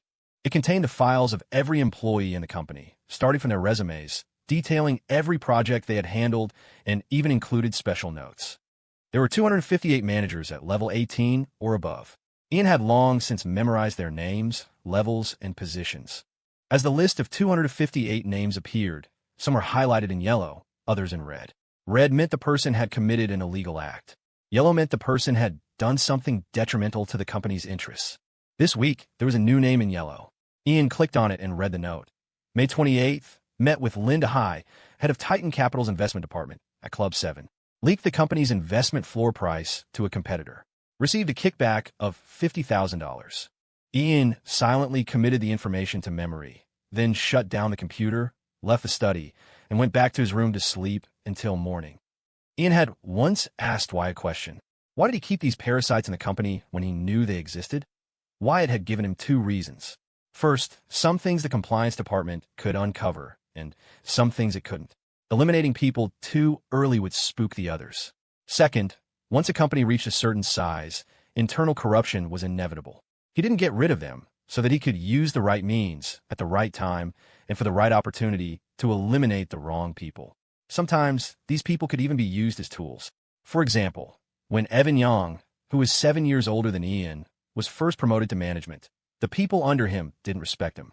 At that moment, letting Evan expose the crimes of his own boss not only got rid of a corrupt manager, but also helped Evan establish authority within his department. Not long after Wyatt gave Ian the password to the study, Ian realized what it meant. His father intended for him to take over the C group. To outsiders, it seemed like Wyatt doted on his daughter. But from another perspective, Wyatt truly favored his son. Putting aside affection, all the expensive cosmetics, designer bags, and luxury cars Ellie received were less than a single hair on the head of the colossal C group. It was then that Ian began to feel the pressure. So he never allowed himself to slack off. He was always working hard, in places no one could see. Washington, D.C., the C Investments branch office. In the president's office. Ahem. Jessica, are you all right? Jessica Evans shook her head, forcing a smile. I'm fine. Time was a cruel master. Its blade had already etched fine lines around Jessica's eyes. If 20 years ago, Jessica had been a young businesswoman just entering the commercial world, needing support, now she was a formidable powerhouse, a name to be reckoned with in D.C.'s investment circles. I'll have someone get you a glass of hot water. Riley didn't give Jessica a chance to refuse, immediately instructing her secretary to do so. In less than 2 minutes, the secretary hurried in with a glass of warm water and handed it to Jessica. Jessica took it and walked to the floor-to-ceiling window, looking out at the city skyline. She suddenly asked with great emotion, Riley, what do you think is the meaning of life? Riley walked over with a smile. Jessica, don't you think it's a bit much? You're only in your 40s. Why are you starting to talk like this? Maybe it's a midlife crisis. Some people live to pursue happiness, others to realize their own self-worth. But most people live just to live better. To put it bluntly, for money. Riley, I've noticed you're starting to sound more and more like your brother. He is my brother, after all. Jessica smiled. You've been with the company for so many years now. You know some things about it better than I do. Once this billion-dollar project is finalized, I want to travel the world like your brother and sister-in-law. Jessica, you should have taken a break long ago. There's almost no one in the entire C group who works harder than you. Huh. But Jessica, don't be gone for too long. I can't handle all this by myself. I won't. Jessica smiled faintly. Your brother knows. I'm a person who's obsessed with money. I don't believe that for a second. What? You've been carrying that same bag for over 10 years. Ah. Jessica changed the subject. Did you see Ellie's social media post yesterday? I did. Ian is becoming more and more like his father. I don't really think so. My brother was more mischievous when he was young. Mischievous. A little more playful. Riley couldn't find the right word, so she settled for playful, knowing Jessica would understand what she meant. He's like him in his bones. Of course, they're father and son, after all. The sun rose early and set late each day. With his sister at home, life was a chaotic mess. In late July, Wyatt and Chloe finally returned home. Ian was relieved. He no longer had to take care of himself and his sister. News of their return spread quickly. On the third day, a Friday evening, Leo Cheen drove over with his wife and son. Leo's physique had held up until he was 33, but in the short span of 2 years, between 34 and 35, he had put on 30 or 40 pounds. His face was rounder, his belly was rounder, but his personality hadn't changed a bit. Uncle Leo, Aunt Sophie. Ian, I heard you got first place in the whole school on your finals again. Yeah, good kid. Your dad was definitely not study material. He just got lucky on the SATs to barely scrape into a state school. How did you get so smart? I'm starting to wonder if your dad is his real son. Sophie slapped Leo's arm. What nonsense are you spouting? All you do is talk crap. Ellie heard the voices and came out to greet them. Ellie's getting prettier and prettier, even more than your Aunt Sophie was at her age. Ellie rolled her eyes and retorted, Leo, you're so bad with words. How did Aunt Sophie ever fall for you? That's a long story. But to sum it up in 4 words, charm and trickery. Ellie stuck out her tongue. Wyatt walked out of the yard and told his daughter, your Uncle Leo is just full of it. The only reason he managed to get your aunt was because I taught him step by step. Otherwise, with that brain of his, did he really think he could get married back then? Wyatt, you son of a bitch, you're exposing me in front of the kids. Just as Wyatt was about to reply, honk, honk, another car pulled up. It was Michael's family of 4. Isabel was actually wearing a stunning custom-made dress today. She opened the car door and started with her signature playful sarcasm. Well, look who decided to come back. Annie and Dylan got out of the back seat and greeted everyone in unison. Uncle Wyatt, Uncle Leo, Aunt Chloe, Aunt Sophie. Isabel, that's a nice dress. Of course it is. It's custom-made. Cost over $3 grand. Doesn't it make me look young? Michael got out of the car and said, with the same sarcastic tone, oh, it definitely makes you look young. The other day when we were out shopping, the sales clerk thought I was her father. Did you not tell Chris? He'll be here in a bit. We all came with empty stomachs. What's for dinner? Wyatt put his arm around his daughter's shoulder and said dotingly, Ellie, you drive your brother to that private kitchen we like and get some food. Ellie said, oh, and grabbed Ian's hand, pulling him out. She didn't forget to shout back at Annie, Dylan, and Ryan, you 3 come with me and help. Dylan clutched his stomach, faking pain. My stomach hurts. I don't want to go. Annie, you go with Ellie. Ian grabbed him and pulled him out of the yard. Stop pretending. Your sister and her future husband are both going. What are you going to do staying here by yourself? Future husband? What future husband? Ian slung his arm over Annie's shoulder. Me. Dylan didn't seem to mind one bit. At home, his sister was a she-devil. He wouldn't feel right if she married some other guy, so she might as well marry Ian. But Annie's face turned beet red at Ian's declaration. Ellie grabbed Ian by the ear. That's sexual harassment. You know that? Sis, Annie hasn't said anything. Why are you so worked up? The future of the Evans family line rests on my shoulders. The hell it does, Ellie snapped, landing another kick on his butt. Ryan stood to the side, marveling to himself. He was years older, but he didn't have half of Ian's thick skin. In the end, Ryan drove with Dylan in the passenger seat. Ian, Ellie, and Annie sat in the back. Dylan had originally tried to get in the back, but Ian had physically dragged him out. Otherwise, there would have been no room for him. The private kitchen wasn't far, about a 20-minute drive. Ian and Ellie both knew the head chef, as they were frequent customers. Chef Lou, this is what we want. We'll take it to go. How long will it take? For this many dishes, it'll probably be about an hour and a half. Ian nodded. Okay, we'll go buy some other things first, and come back in an hour. Please try to be as quick as you can. You got it. After speaking, Ian led the other 4 out. Are we going to wait here? Ellie asked. With this many people, these dishes won't be enough. Let's go get some barbecue. It's crawfish season, too. Annie immediately licked her lips.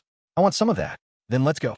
So the group of 5 made a trip to the late-night food strip, ordering over $100 worth of barbecue, and picking up some side dishes like edamame and peanuts from a nearby deli. By the time they had bought everything, it was getting dark.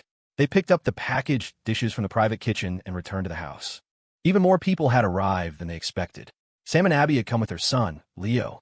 And after Leo messaged his classmate Ethan, Mandy had brought him over too.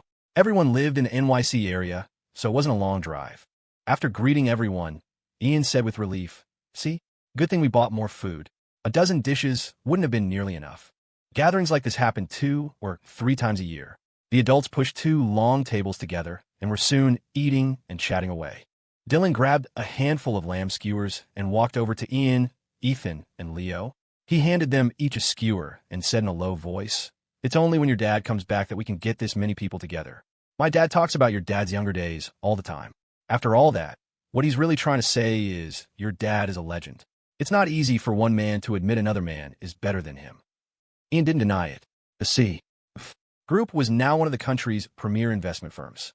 Others might not know, but Ian was well aware that his father's trips to D.C. were often for secret, high-level meetings. A regular tech company could collapse overnight, but a company the size of C Group would never fall unless the world itself was in turmoil. The adults' conversation drifted back to the old days. Youth is a topic no one can ever truly leave behind. After hearing one of Sophie's stories, Isabel sighed. "Time flies. I feel like just yesterday our Dylan was still in diapers. And in the blink of an eye, he's taller than his father. Time waits for no one. Mr. Zhao, I have to say, your son is much more handsome than you were at his age. What's the use of being handsome? He's got nothing in his head. Ian gets first place every time, and my son can barely crack the top 20. For once, Isabel agreed with her husband. It's true. Ian is a better kid. Ian, come over here. Michael pulled Ian down to sit beside him, placing a hand on his back. When you graduate from college, you could be my son-in-law. Isabel nodded in agreement. Your dad dotes on your sister so much. Don't worry, your mother-in-law will make it all up to you. Hearing her parents, Annie wanted to find a crack in the floor to crawl into. Ian just smiled. What if Annie finds a boyfriend in college? She dares. Michael looked at his daughter. Annie, let me tell you, besides your dad and your brother, there are no good men in this world. That includes your Uncle Wyatt. He's no saint either. Annie stomped her foot lightly, her face flushed. Mom, stop letting him drink. He's already drunk. Seeing Annie's shy reaction, the old friends all laughed. Your daughters are really nothing like you two. As the drinking went on, Leo started by praising Ellie, then, in a roundabout way, called her a musical prodigy and said he wanted to hear the future superstar sing a song. Here we go again. Ever since Ellie started at the conservatory, she was often goaded into singing at parties. She was long past falling for that. She wasn't a good girl like Annie. She shot back. Leo, if you get Ryan to dance, I'll sing a song. Otherwise, no deal. Ryan's eyes went wide. Wait, why am I getting dragged into this? I did not want to die of embarrassment. Getting Ryan to dance was impossible, which is why Ellie had said it. Leo shook his head. Wyatt, your daughter definitely inherited that sharp tongue from you. She's so clever. You should drink less. Your shirt can't even cover your belly anymore. Late at night, Ian helped Ryan, Dylan, and Leo carry their fathers to their cars. The yard finally fell silent. Chloe had also had a couple of beers and had gone upstairs 10 minutes ago. Ellie watched as Annie's family left, then went back to her room. Only father and son were left in the yard, quietly cleaning up the mess. It was a rare moment for a conversation between them. You'll be going to college this time next year. Have you thought about where you want to go? No, go to D.C. D.C.? They're all there. Your sister is there too. You go there. Take care of your sister. She's almost graduating. Henry is staying for his master's. Your sister might not come back. Oh, remember this. A man only has to do 2 things right in his life to pass. First, have a career you can be proud of. Your old man has already reached the pinnacle of that. You might not want to hear it, but neither you nor your future sons or grandsons will ever surpass me in this regard. So I don't ask you to surpass me, just that you can hold on to it. I know that's not easy either. Second, you have to take care of your women. I don't just mean your future wife, but also your mother and your sister. But as long as I'm alive, your mother will be the happiest woman in the world. So you just have to take care of your sister and your own woman. Okay, you're not needed here. Go up to bed. You're coming to the office with me tomorrow. Okay, the address of the C. Group headquarters had never changed. It was still in the original 7-story building. First floor, lobby. Second floor, cafeteria. Third floor, recreation. Fourth floor, Arc Interactive. Fifth floor, Crimson Media. Sixth floor, C. Investments. And the 7th floor held the offices of the major board members. Ian had rarely been to the company. He had attended the annual party with his parents when he was little, but not since starting high school. He couldn't figure out why Wyatt was bringing him today, but he didn't dwell on it.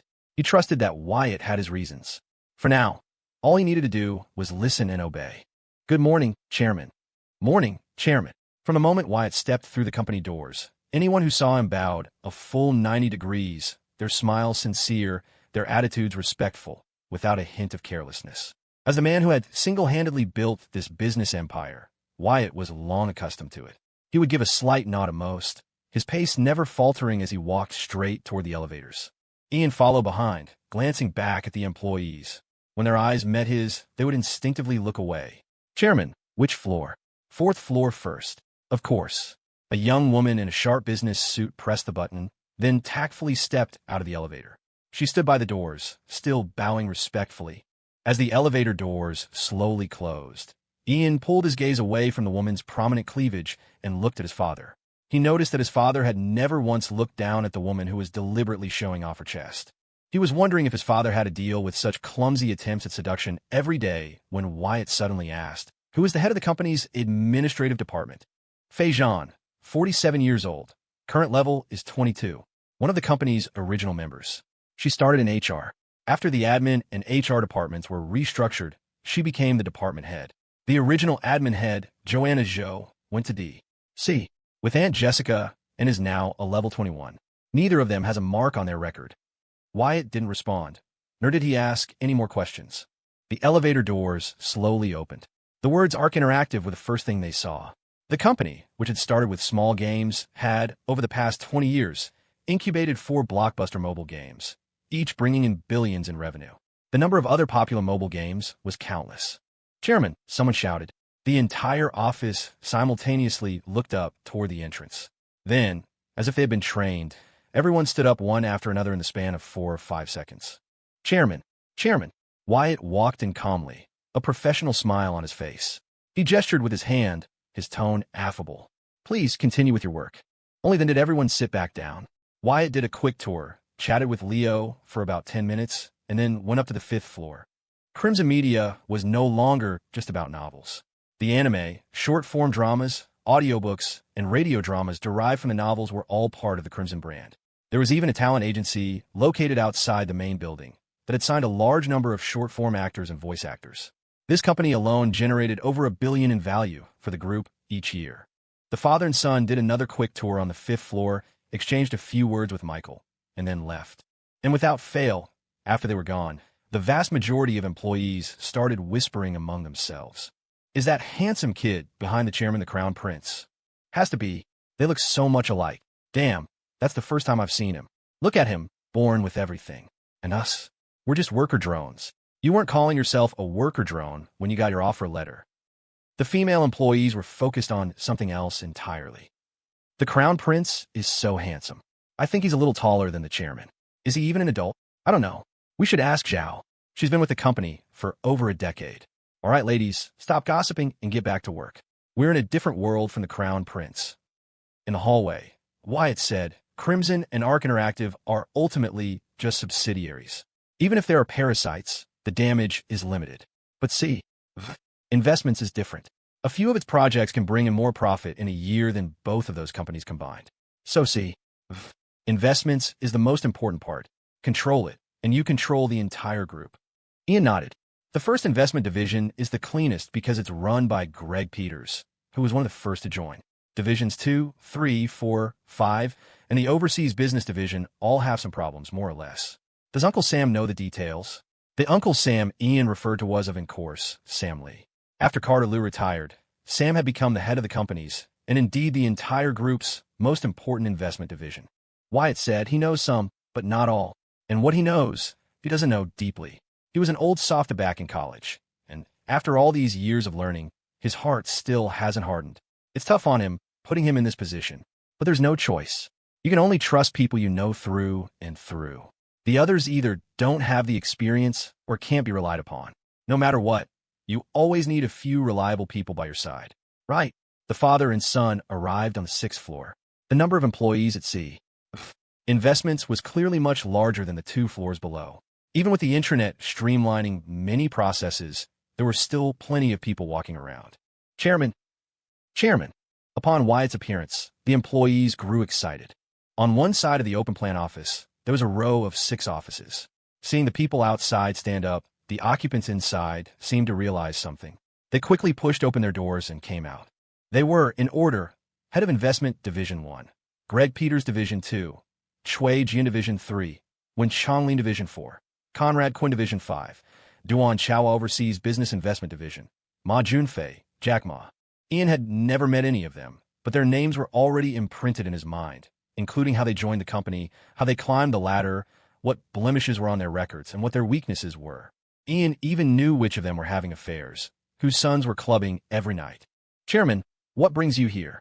I was back in town, so I thought I'd stop by. Don't mind me, just carry on. I'm just looking around. Of course. Wyatt gave Ian a look and turned to head for the 7th floor. As Ian followed him to the elevator, Wyatt suddenly said, Division 4 has a project, a company that specializes in microdrones. Go ask them for the project proposal. Okay, I'm heading upstairs first. I'll be home for lunch. Got it. Knock, knock. Ian walked to the door of Conrad Quinn's office, the head of Division 4, and knocked. A voice from inside called, Come in. Ian pushed the door open and entered with a smile, stating his purpose. Mr. Quinn, I heard from Uncle Sam that you're handling a microdrone project. I'm quite interested in it. Could I see the project proposal? Seeing it was Ian, Conrad Quinn immediately stood up, his face beaming. Young Mr. Evans, what a surprise. Oh, I'm on summer break. I was bored at home, so I came with my dad to look around. You want to see the drone project proposal? My dad's busy, and I don't have much to do. I thought I'd just take a look. Is it inconvenient? Convenient. Of course it's convenient. Conrad Quinn immediately said, Why don't you wait in the conference room? My office smells like smoke. I'll have someone bring it to you shortly. That works. Ian got up and left the office. The moment Ian was gone, the smile vanished from Conrad Quinn's face. He quickly called a man into his office, gave him a few instructions, and the man left. After a moment's hesitation, the man went to the restroom first. Wally, what's the rush? The boss wants me to take the drone project proposal to the Crown Prince. The drone proposal? The Crown Prince wants to see it. Yeah. Isn't the Crown Prince still in high school? How should I know? So which version of the proposal did Mr. Quinn tell you to give him? The first version. Didn't the risk management department reject the first version? Said the data was fabricated. He's just a high school kid who's curious. The boss's meaning is to just humor him. Is that a good idea? He's just a kid. It's probably a whim. Why worry so much? Oh, I gotta go. He's the Crown Prince, after all. I need to keep him happy. Can't afford to offend him. A patter of footsteps echoed as the man named Wally hurried out of the restroom. Aiden Zhao, who was also in Division 4, sighed and buckled his belt. He turned on the faucet, washed his hands, and was about to leave when the door of the last stall opened. He instinctively looked back, his expression freezing. Ian walked out of the last stall, then pushed open each of the other stall doors one by one to confirm they were empty. He walked to the sink and began washing his hands, speaking as he did so. Aiden Zhao came over from Titan Capital 5 years ago. You facilitated partnerships with a biotech company and a brain-computer interface tech company. At the beginning of this year, you were promoted to level 18. 5 years to go from level 13 to 18. Your promotion speed is one of the fastest in the company. Why are you staring at me? Is there something on my face? And no. Aiden Zhao stared at Ian, his face a mask of disbelief. Ian took a paper towel, dried his hands, and pointed to the restroom door. Close the door. Let's talk. Aiden reached out and closed the door, his expression growing more tense. This was the first time he had ever met Ian. He had only one question in his mind. How does he know all this? Don't be nervous. That guy, Wally, just called me a kid, didn't he? Want me to recite his resume for you, too? And no need. You've only been with the company for 5 years, but you should know that I'm my father's only son, right? I know. Ian smiled. In history, there were many crown princes, but very few actually ascended to the throne because most died in the struggle for succession. But I'm different. I'm my father's only son, and my father has absolute authority in the sea. Group, do you think it's a sure thing that I'll take over my father's position after I graduate from college? Barring any accidents, yes. Barring any accidents? Hell, what a nice way to put it. That sounds suspiciously like you're cursing me. That's not what I meant. I'll cut to the chase. Conrad Quinn is treating me like a 3-year-old. That Wally guy seems to be his confidant. But you're different. Just tell me directly, what's the deal with the microdrone project? Aiden stammered, unable to speak. Ian's voice turned cold. It seems you're not as smart as I thought. I haven't been to the company in 2 years. Do you really think I suddenly asked to see this project proposal on a whim? Aiden shuddered. He remembered the image of Ian following closely behind Wyatt. A chill ran down his spine, and his throat went dry. The project team, Mr. Quinn, personally handled their reception. The first proposal they submitted had a lot of data that was likely fabricated. It was rejected by risk management. But Mr. Quinn didn't give up. He had the team revise the proposal several times, and now it's been approved by risk management. But the key was the but. But what? But I found out that this company doesn't even have a single design patent yet. It's highly unlikely they can achieve the plans laid out in the proposal. So, Ian smiled. You don't have to say any more. I already understand. Aiden subconsciously wiped the sweat from his brow, then proactively asked, Is there anything else? Aiden Zhao. Ian stepped forward. Though Aiden was much older, in this moment, their presences were on completely different levels. Ian stood before him, looking down. Do you want to move up? What? I'm asking you. Do you want to move up? Don't get me wrong, Ian corrected. When I say move up, I don't mean a promotion in level. I mean, do you want Conrad Quinn's job? You have 5 seconds to think about it. Just answer yes or no. After 5 seconds, your answer will determine your future at sea. Group. Either you stay at level 18 forever, or one day, you push Conrad Quinn out and take his seat. 5, 4, 3, 2, 1. Yes, I do. Ian reached out and patted Aiden's shoulder. I have your contact information. Wipe the sweat off your face, act normal, and leave this bathroom. Don't say a word. Don't be nervous. Just pretend nothing happened. With that, Ian pushed the door open and walked out. After Ian left, Aiden rushed to the sink, splashed his face with water, and took a long time to compose himself before finally leaving the restroom. Were you waiting for me? Ian asked with a smile as he walked into the conference room and saw Wally. Wally wore a fawning expression. Young Mr. Evans, here's the proposal you wanted. You were just... Oh, a high school friend called me. Asked me to play basketball this afternoon. I see. Ian took the proposal, sat down, and seeing that Wally hadn't left, he casually flipped through the first 4 or 5 pages before tossing it on the table. He stretched and said, This is boring. Is there anything to drink in the company? Wally chuckled to himself, replying expertly, Of course. Would you like a Coke, Sprite, or Fanta? I'd like some tea. Wally was a bit surprised. All right, please wait a moment. I'll have someone bring it right over. Investment Division 4. Inside Conrad Quinn's office. How did it go? Wally replied with a dismissive smile. He flipped through a few pages and tossed it on the table. Probably couldn't understand it. Conrad Quinn let out a long sigh of relief. All right, I understand. You can go. But Wally couldn't resist asking, Boss, he's just a high school kid. Why are you so nervous? Don't ask what you shouldn't ask. Understood. Wally mentally slapped himself and quickly retreated from the office. Conrad Quinn picked up his teacup. The steam fogged his glasses, turning them from transparent to white. He set the cup down, took off his glasses, and revealed a pair of dark, calculating eyes. After leaving the conference room, Ian went straight to the 7th floor. Inside the chairman's office, Wyatt sat in his chair, while Julian Jiang lounged on the sofa, looking perplexed. Bro, the fish is already on the hook. Aren't you going to reel it in? Let's wait a bit longer. No rush. Don't tell me there's an even bigger. Julian saw Ian walk in and quickly swallowed the rest of his sentence. He stood up with a smile. Ian, what are you doing here? Uncle Julian. Ian greeted him and closed the office door behind him. How'd it go? Wyatt asked. Ian didn't answer directly. Instead, he asked, Aiden Zhao from Division 4, is his record clean? Wyatt and Julian exchanged a glance. The latter quickly smiled. So far, he hasn't made any mistakes. The kid is very ambitious. I heard that when he was in charge of a project, he didn't leave the company for 2 days and 3 nights. Then, Uncle Julian, please keep a close eye on him for a while. Julian was confused. He looked at Wyatt, who gave a slight nod. He quickly agreed. The father and son didn't stay at the office for long before leaving. At noon, the company cafeteria was packed. However, there were private dining rooms reserved for high-level management at level 20 and above. When Conrad Quinn walked into a private room with his tray, there were already quite a few people inside. Old Quinn, you're in your 40s and still drinking Coke every day. Aren't you afraid of getting diabetes? This stuff is addictive. Come, sit here. Where's old Jack?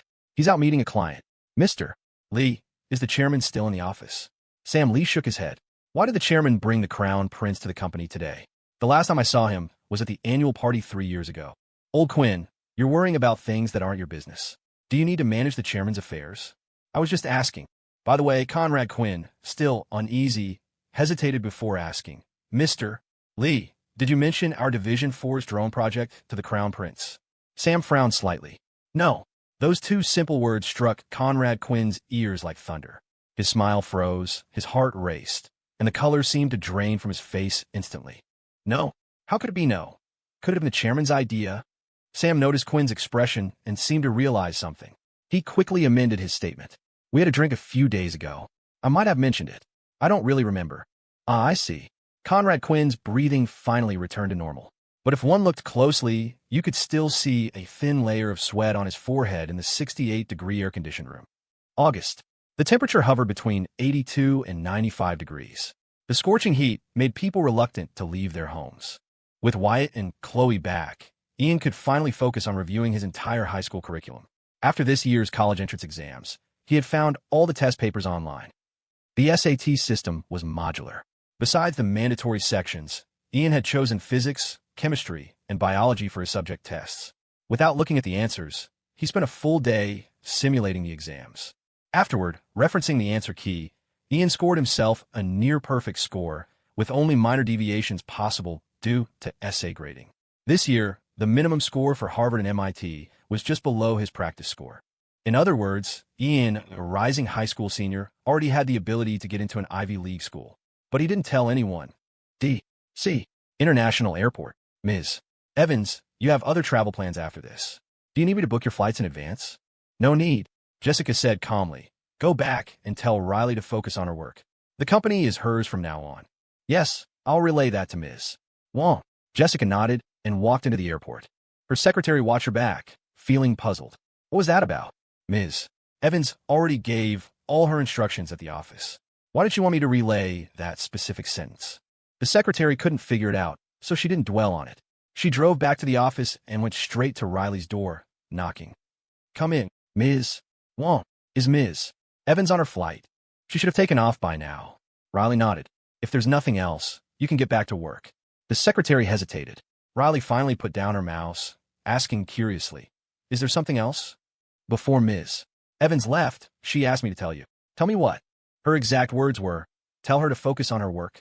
The company is hers from now on. Riley's expression changed instantly. For a while now, she had felt that Jessica was hiding something from her, but she couldn't guess what. She had assumed it was just a midlife crisis, that her mind was filled with random, melancholic thoughts. But now, hearing these words, Riley knew something was terribly wrong. Those were her exact words? Are you sure? I'm sure. Riley quickly took out her phone and sent a message to Jessica. Jessica, have you taken off? 2 minutes. No reply. By the early 2030s, most planes were equipped with Wi-Fi. You could make calls and use the internet even after takeoff. Riley sent another message. This trip to the U.S., when are you coming back? 1 minute. 2 minutes. 10 minutes passed. Still no reply. Riley told herself that Jessica was probably resting. She waited patiently until late at night. Finally, unable to bear it any longer, Riley called Wyatt. Hello, Wyatt. What's wrong calling me so late? Jessica. She's gone. What do you mean? She said she wanted to go on a trip to clear her head. I thought it was just a short break. But I've been calling her all day, and it goes straight to voicemail.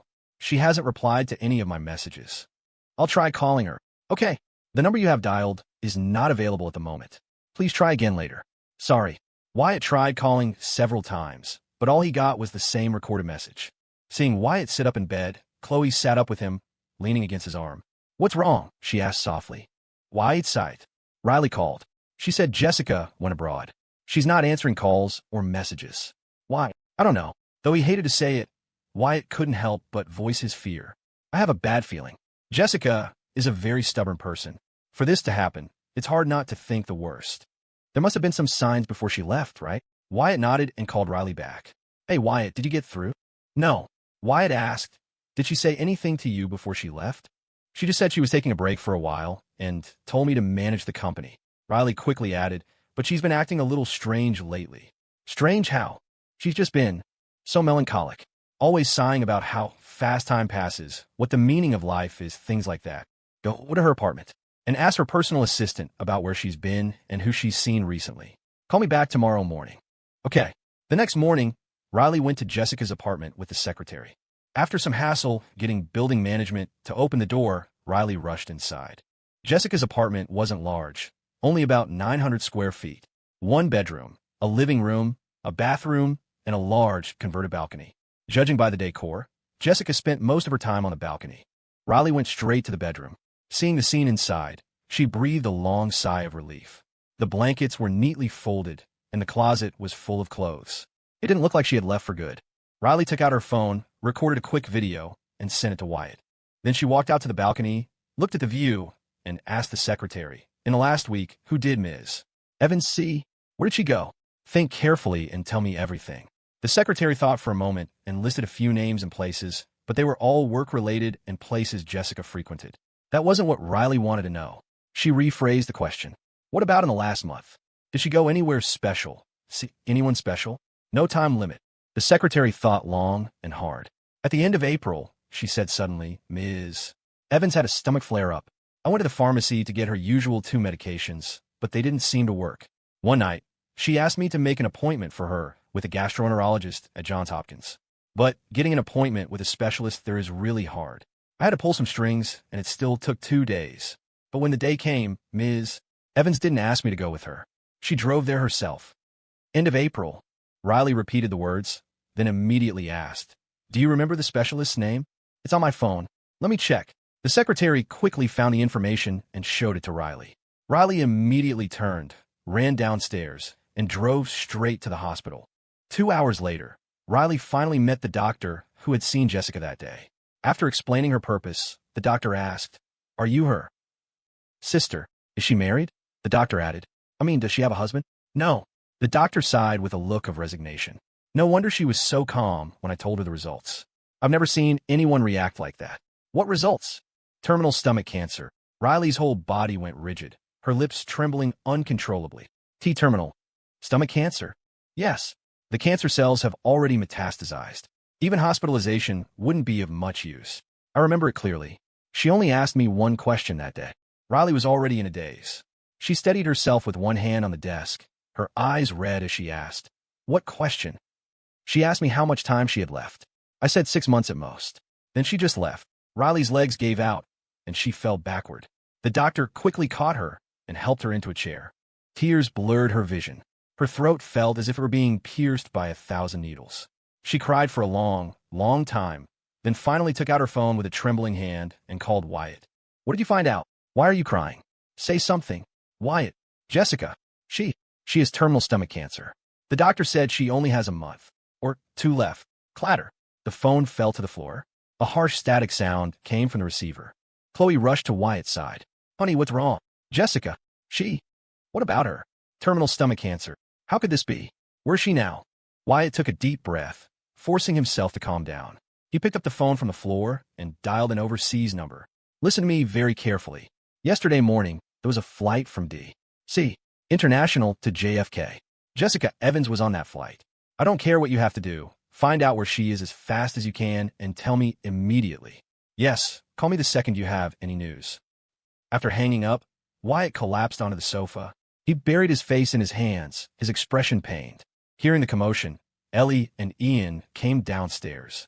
Seeing Wyatt on the sofa with Chloe stroking his back, Ellie asked softly, "Dad, what's wrong?" For the first time, Wyatt didn't respond to his daughter. Chloe said gently, "It's nothing to do with you two. Go back upstairs." Ellie immediately retorted, "I heard you talking about Aunt Jessica. What happened to her during her years in D.C.? For college, Jessica had taken care of Ellie countless times. Ellie would visit her whenever she had free time. Jessica had treated Ellie like her own daughter. That money-obsessed woman had spent less on herself in the last 10 years than she had on a single birthday gift for Ellie. Dad, say something.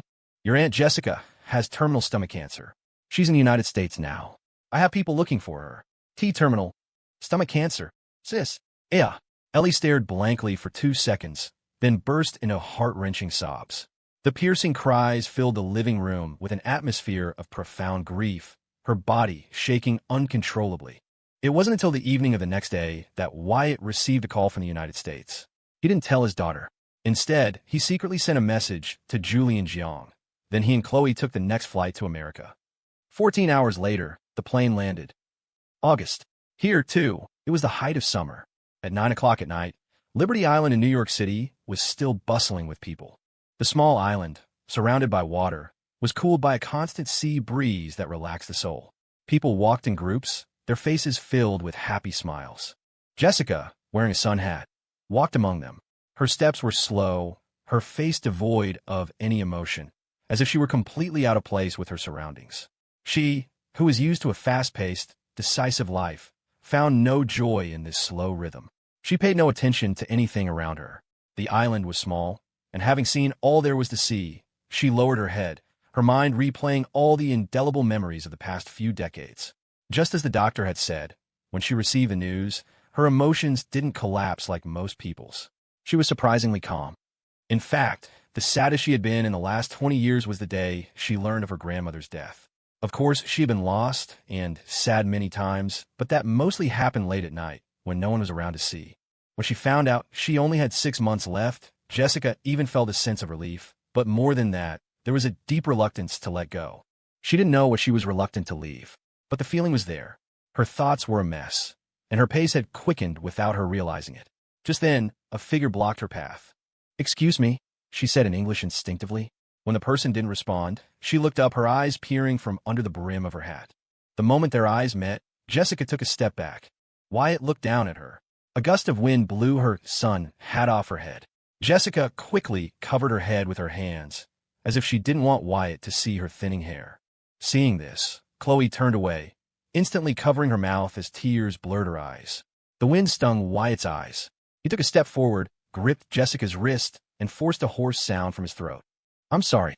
Jessica stopped resisting, her hand going limp. She gave a bitter, self-deprecating smile. "You still found me. I should have gone somewhere with no people." "Come with me to the hospital," Wyatt said, his grip firm, his tone commanding. Jessica summoned all her strength, pulled her hand free, and took another step back. "It's no use," she said calmly. "I know my own body.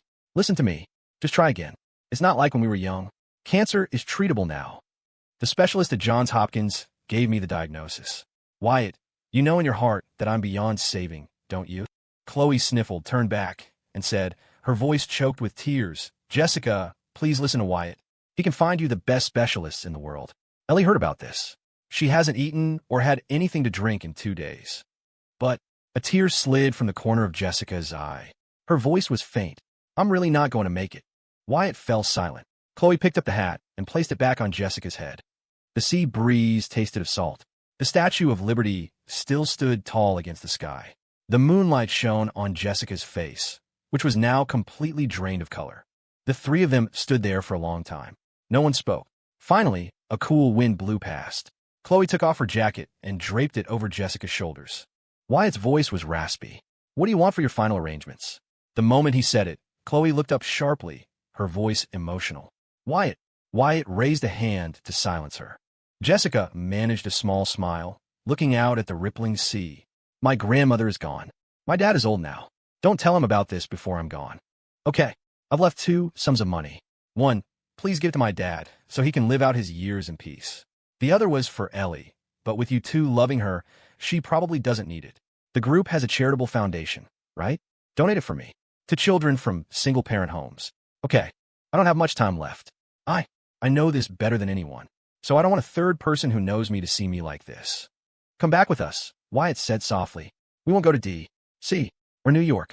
We'll take you to see the sunrise over the Grand Canyon, the sunset over the Pacific, the meteor showers in the desert." His voice was almost pleading.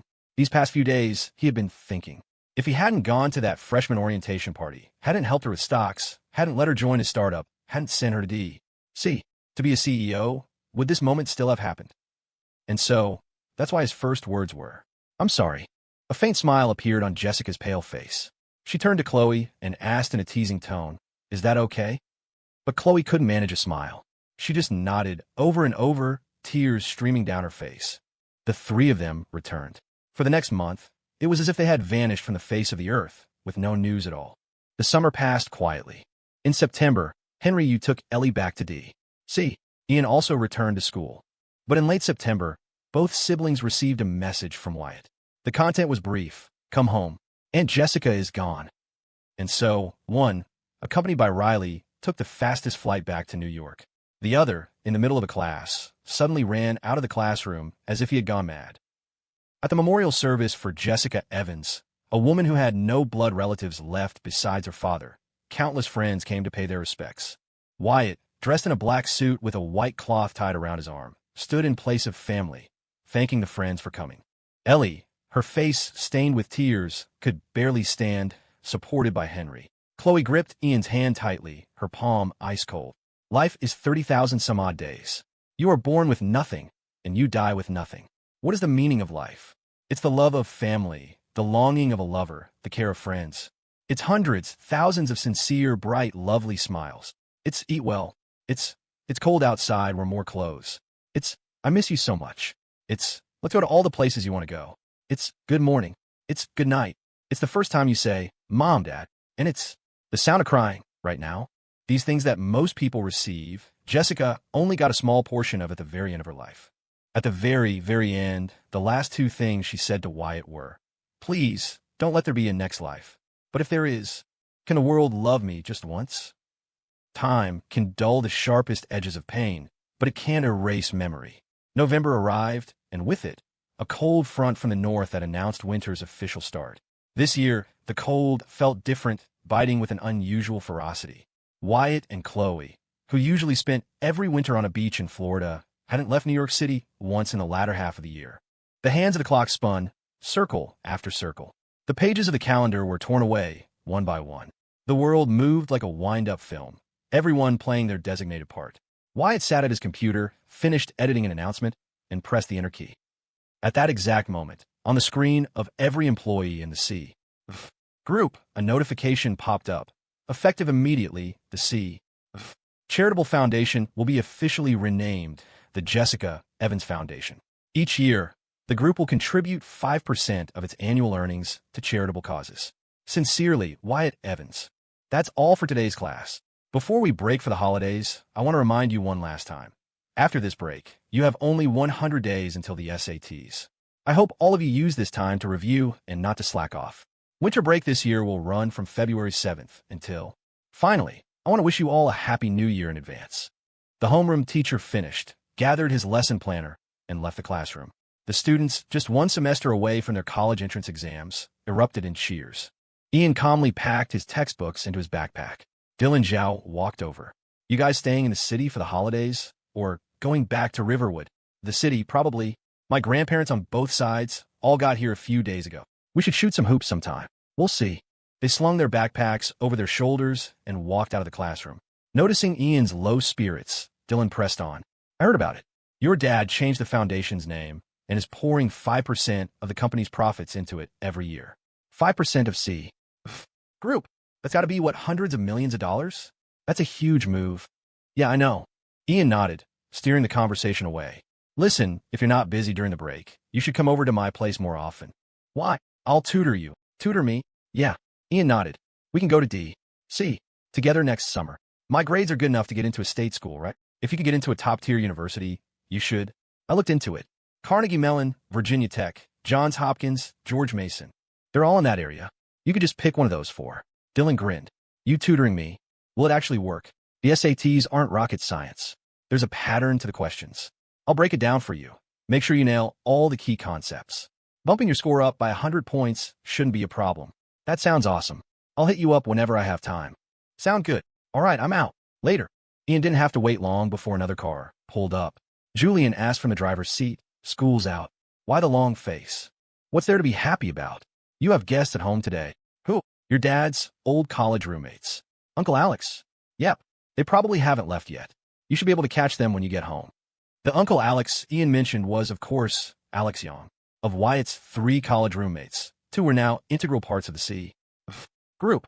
The only one with no official ties was Alex. From another perspective, he was the most carefree of the 4. His wife, Renee, handled the family's jewelry business. They had 3 children. The first 2 were boys. The eldest, named after his mother's family, was Justin Fay. He was a year younger than Ellie and was now in college down in Miami. The second, named after Alex, was Andrew. The third was a girl, born in 2025, named Maisie. She was 2 years younger than Ian and constantly harassed him with texts. Just the thought of that crazy girl being at his house gave Ian a headache. Julian pulled the car to a smooth stop in front of the brownstone. Ian got out, backpack slung over one shoulder. Before he even opened the door, he could hear laughter from inside. He pushed the door open. Sure enough, Alex's whole family was there. Uncle Alex, Aunt Renee. Holy crap. Alex, who hadn't worked a real 9 to 5 since graduation, was still the same guy from college. He saw Ian and immediately turned to Wyatt. Wyatt, is your son taller than you now? What the hell have you been feeding him? While Alex was talking to Wyatt, Maisie ran over to Ian. Her voice was surprisingly sweet and high-pitched. Ian, bro, she chirped. She wasn't even that affectionate with her own 2 brothers. Justin and Andrew just looked on with resigned helplessness. It was a classic case. The youngest child is always the most spoiled, especially when she's the only girl. Alex and Renee doted on her. She had just started high school last year, and they'd already bought her a 5-figure designer handbag. Ian rolled his eyes, not wanting to deal with her. The girl's personality was a complete mismatch for her voice. To listen to her, you'd think she was a little kid, but she was mature beyond her years. And she loved sending him an endless stream of vain selfies. 9 times out of 10, Ian ignored them, but she never seemed to get discouraged. Ian, bro, you're so tall. And you're so small. Maisie glanced down at her chest and pouted. No, I'm not. Ian rolled his eyes again, lightly tapping her on the head.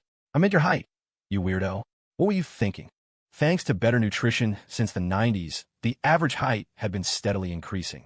Maisie was actually 5'3", which would have been considered upper middle for a girl in the South 20 years ago. Now it was just, okay, a little on the kawaii side. After greeting everyone, Ian used the excuse of putting his bag away to escape upstairs. When Maisie noticed he hadn't come back down, she ran upstairs herself. On her way, she ran right into Ellie, who was heading down. Maisie, Ellie sis. Ellie just smiled and continued down the stairs. Maisie immediately went to Ian's room, knocked twice, and without waiting for a response, pushed the door open and walked in.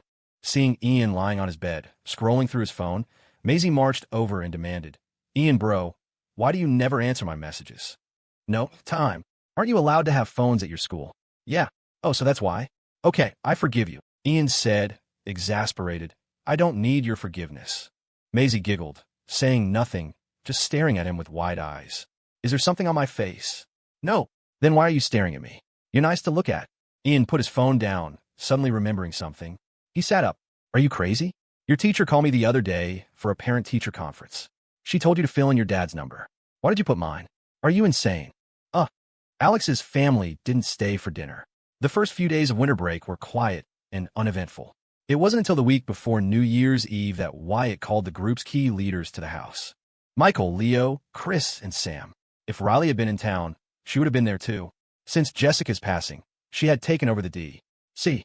branch and was now a member of the board. Wyatt, don't say a word, let me guess, Michael said. The reason you called us all here today, it has something to do with the annual gala tomorrow night, doesn't it? The gala? Wyatt smiled. You guessed it. Leo was puzzled. Isn't the gala always the same old dinner and drinks? Are we doing something new this year? Leo, how old are you this year? Don't be an idiot. We're both 46. Michael, what about you? 52. You know that. Why are you asking? Wyatt nodded. We're all basically middle-aged now. Our appetites aren't what they used to be, and we can't drink like we used to. For this year's gala, I was thinking we should all sit this one out. After Wyatt spoke, the room fell silent. Michael frowned. The annual gala, if none of us show up, isn't that a bit inappropriate? I was planning on sending Ian. Sending Ian alone to the gala. Yes. And my thinking is you should all do the same. Let your sons go in your place. Michael, Leo, Chris, and Sam are no fools. The moment Wyatt said it, they understood his intention. The company gala. The fathers don't go. The sons do. It was another way of telling everyone that the future of the company would belong to this new generation of young men. Leo was the first to nod. I think it's a good idea. Then he quickly added, but I'm afraid my son won't be able to command the room. There's always a first time for everything. I have no objections, Chris said. Sam smiled. My son is the youngest. He could just follow Ian. The 5 men quickly reached a consensus. Ian found out about it that evening. He was surprised, but didn't ask any questions. The next evening, several cars pulled up to the brownstone again. Sean, Chris's son, was the first to arrive. He had just returned from studying abroad and was now pursuing a dual master's degree. Uncle Wyatt, Aunt Chloe, Sean, you're here. Have a seat. The other rascals should be here soon. Thanks, Aunt. Upstairs, Ellie was picking out an outfit for her brother to wear. Ian had wanted to wear his usual casual clothes, but Ellie insisted it was inappropriate for the occasion. She pulled out a suit Wyatt had worn in his youth, but Ian flatly refused, saying the message would be too obvious. Ellie didn't quite understand what message he was talking about, but she put together a new outfit for him anyway. When the siblings came downstairs, they saw Sean on the sofa. Sean and Ian were both born in September, but there was a full 5-year age difference between them, making Sean the de facto big brother of the group. But Ellie's first words were, well, Sean, a few years of studying abroad, and you cleaned up nicely. You almost look respectable. As soon as she said it, Chloe shot her a warning glare. Ellie was unfazed. What? It's true. Sean knew Ellie's personality and didn't take offense. After about 15 minutes, Ryan Sheen, Dylan Zhao, and Leo Lee arrived by car. They walked in, greeted the adults, and then Ryan immediately asked, Uncle Wyatt, is there anything we need to pay attention to tonight? Wyatt just smiled. Ian, standing beside him, spoke up. It's just dinner. What's there to pay attention to? Wyatt nodded. Exactly. Ryan was still confused. It's about time. You should all get going. Okay. The 5 young men left the house. Julian was already waiting in a large passenger van. Ian took the front passenger seat. The other 4 settled in the back. For the first 20 minutes of the drive, no one spoke. Finally, Julian broke the silence with a laugh. Ian, do you understand what your dad is doing? I do. Good. Ryan immediately leaned forward. Uncle Julian, what does he mean? Don't worry about it. Just be yourself. Sean laid it all out. Tonight, Uncle Wyatt and the others aren't coming. They sent us instead. It's to send a single message. What message? The new wave pushes the old. A new generation replaces the last, Julian said with a hearty laugh. The world, after all, belongs to you young people. The Gold River Hotel. All 3 of the main ballrooms have been booked. Thousands of group employees were gathered together. For those who had worked tirelessly all year, tonight was perhaps their most relaxing moment. ARC Interactive was in the left hall, Crimson Media in the right, and the largest group, Investments, was in the main central ballroom. All the senior management, level 18 and above, were also in the central hall. Those seats were never officially assigned. It was an unspoken rule of the workplace. No ordinary employee would be foolish enough to sit at the front tables. Before the gala officially began, employees chatted at their tables, and the senior managers at the front were no exception. Is the chairman coming this year? He should. He's been in the city all year. He'll be here. Julian isn't here yet. Hearing this, one of the senior VPs, Carter Liu, straightened his suit and buttoned the jacket. Another, Conrad Quinn, kept his eyes fixed on the entrance, ready to stand at a moment's notice. Ian had attended the company gala before. He knew the rules and the procedure. Every year, when Wyatt arrived, the entire company would stand. Then Abby Zhang would MC. The heads of the 3 main divisions would give brief year-end summaries, and finally, Wyatt would declare the gala officially open. The van pulled up to the hotel. Before getting out, Ian suddenly spoke. Uncle Julian, can I ask you to do something for me? Of course. The other boys in the van paused, their hands on the door handles. Ian smiled.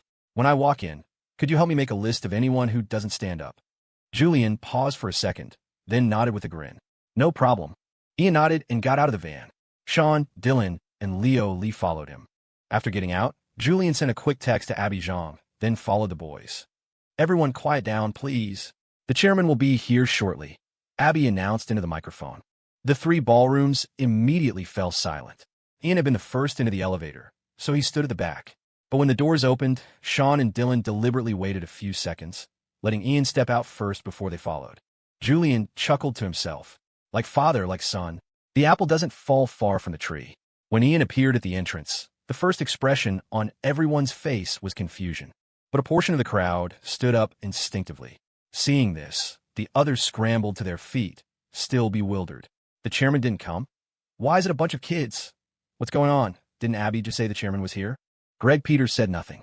He simply stood up, looked at Ian as if he were his own son, and began to applaud.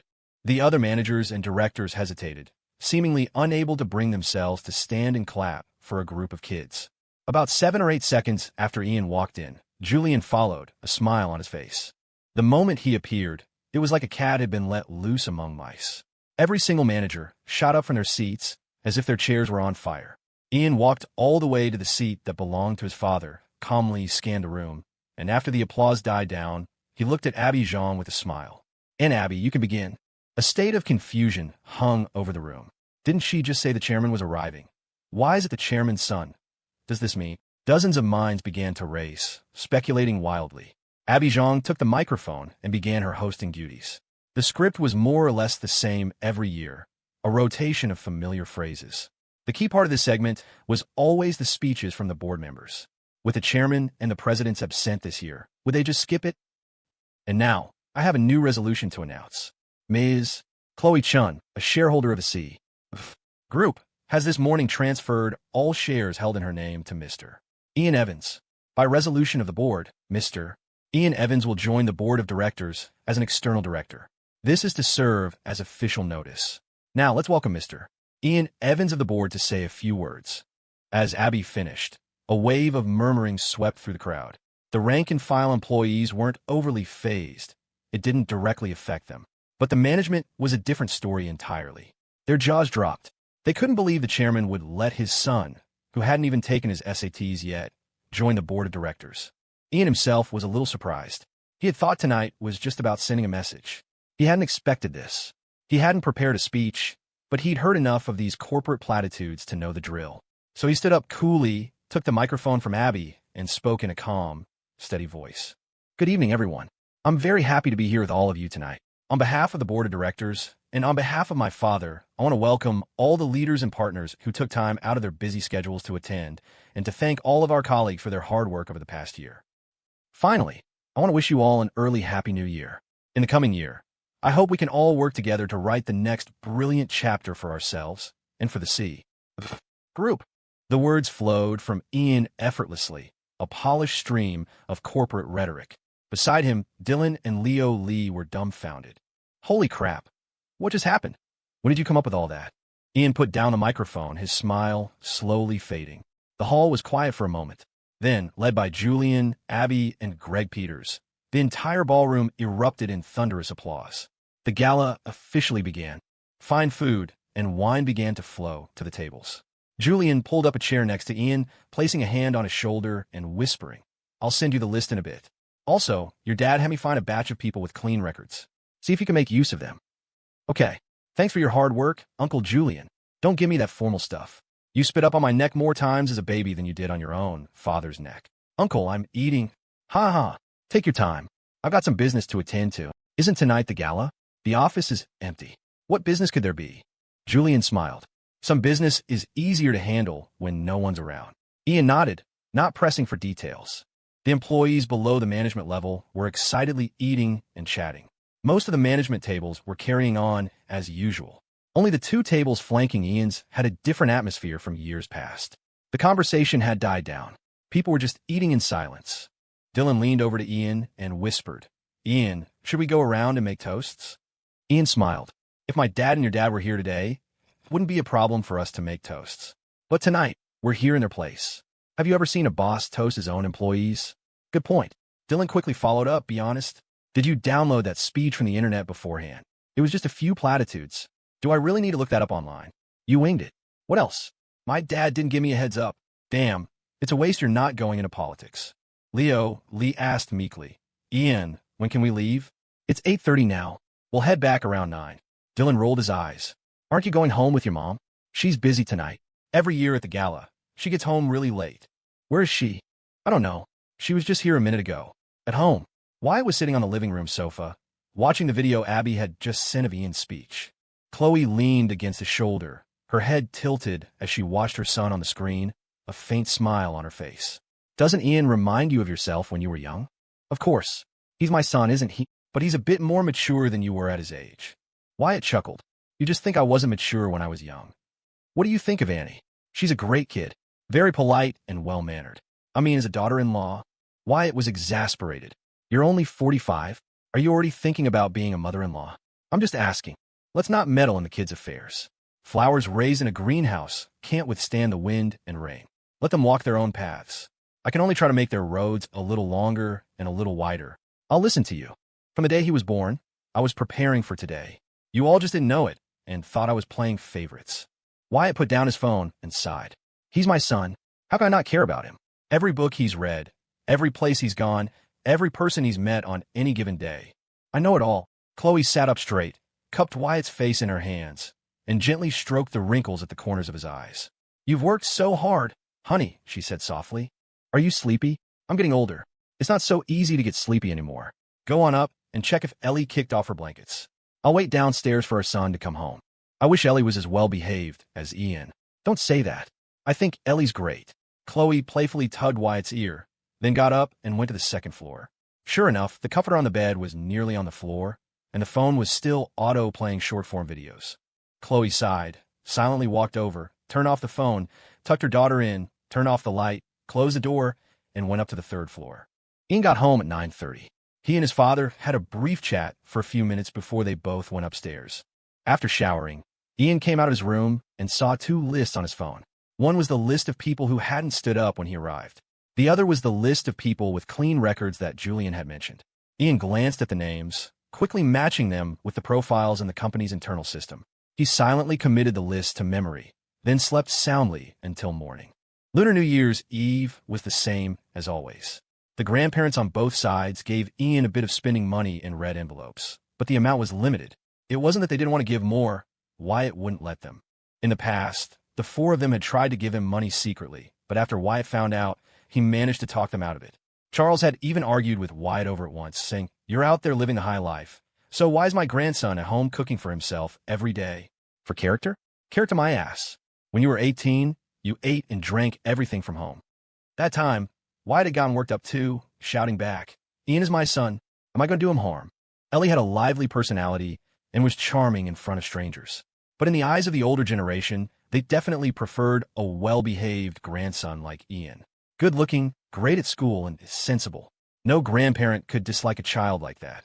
After accepting the red envelopes, Ian politely wished his grandparents a happy new year. When his sister saw him skip over her and go straight to their parents, she reached out and pinched his ear, saying bossily, "Am I not your sister? Why didn't you wish me a happy new year?" "Ellie, you're so annoying." "Ian, say that again." The two siblings chased each other around the house, adding a lively energy to the New Year's Eve celebration. After New Year's Eve came the New Year's Day festivities.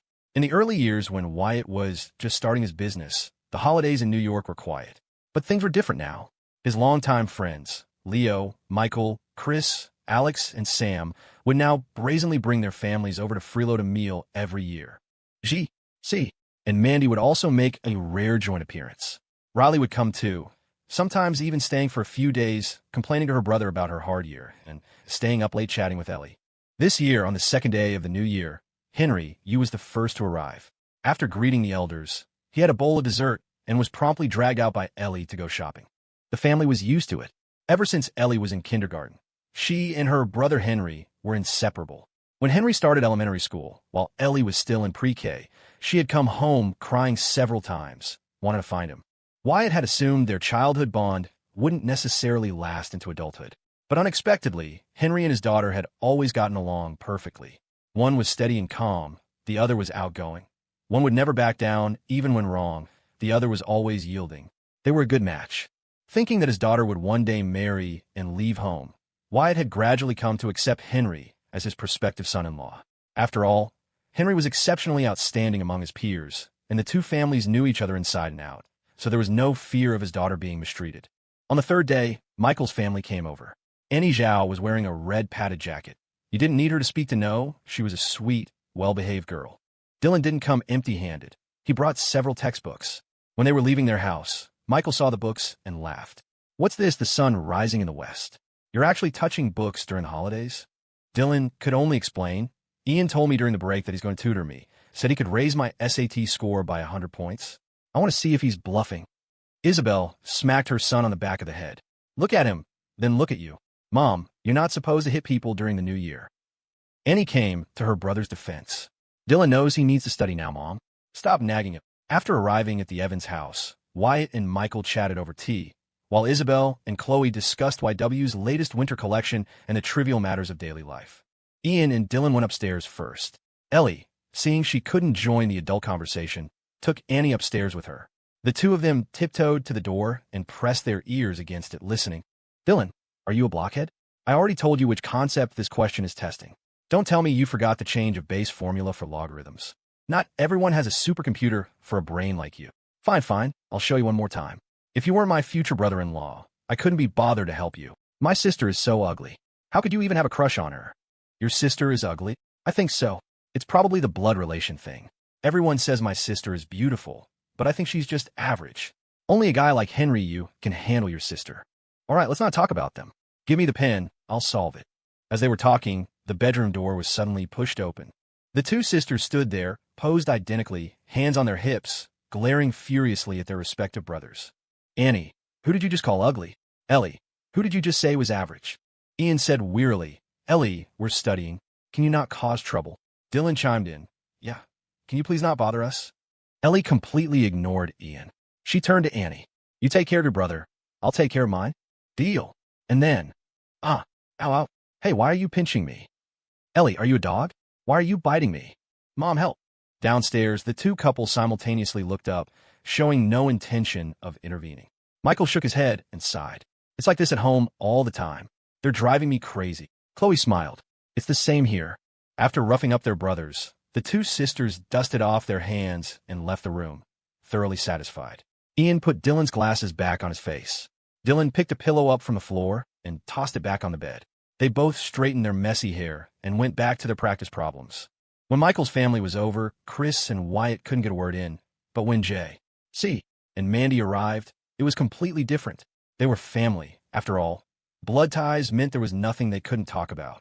Ethan Jeong was only a year younger than Ian, and after a few reprimands from Mandy, he now dutifully called Ian brother when he visited. G.C. was now a high-ranking director in a state-level agency. His promotion had been swift, thanks in no small part to his father's and grandfather's connections, though Wyatt had also provided some help. Though they met less frequently, maybe only twice a year, they always had endless things to talk about. Ian also held a great deal of respect for his uncle. Ellie, however, was a different story. Just a moment ago, she had been tugging a strand of J.C.'s hair, saying, Aunt Mandy, you're so cheap.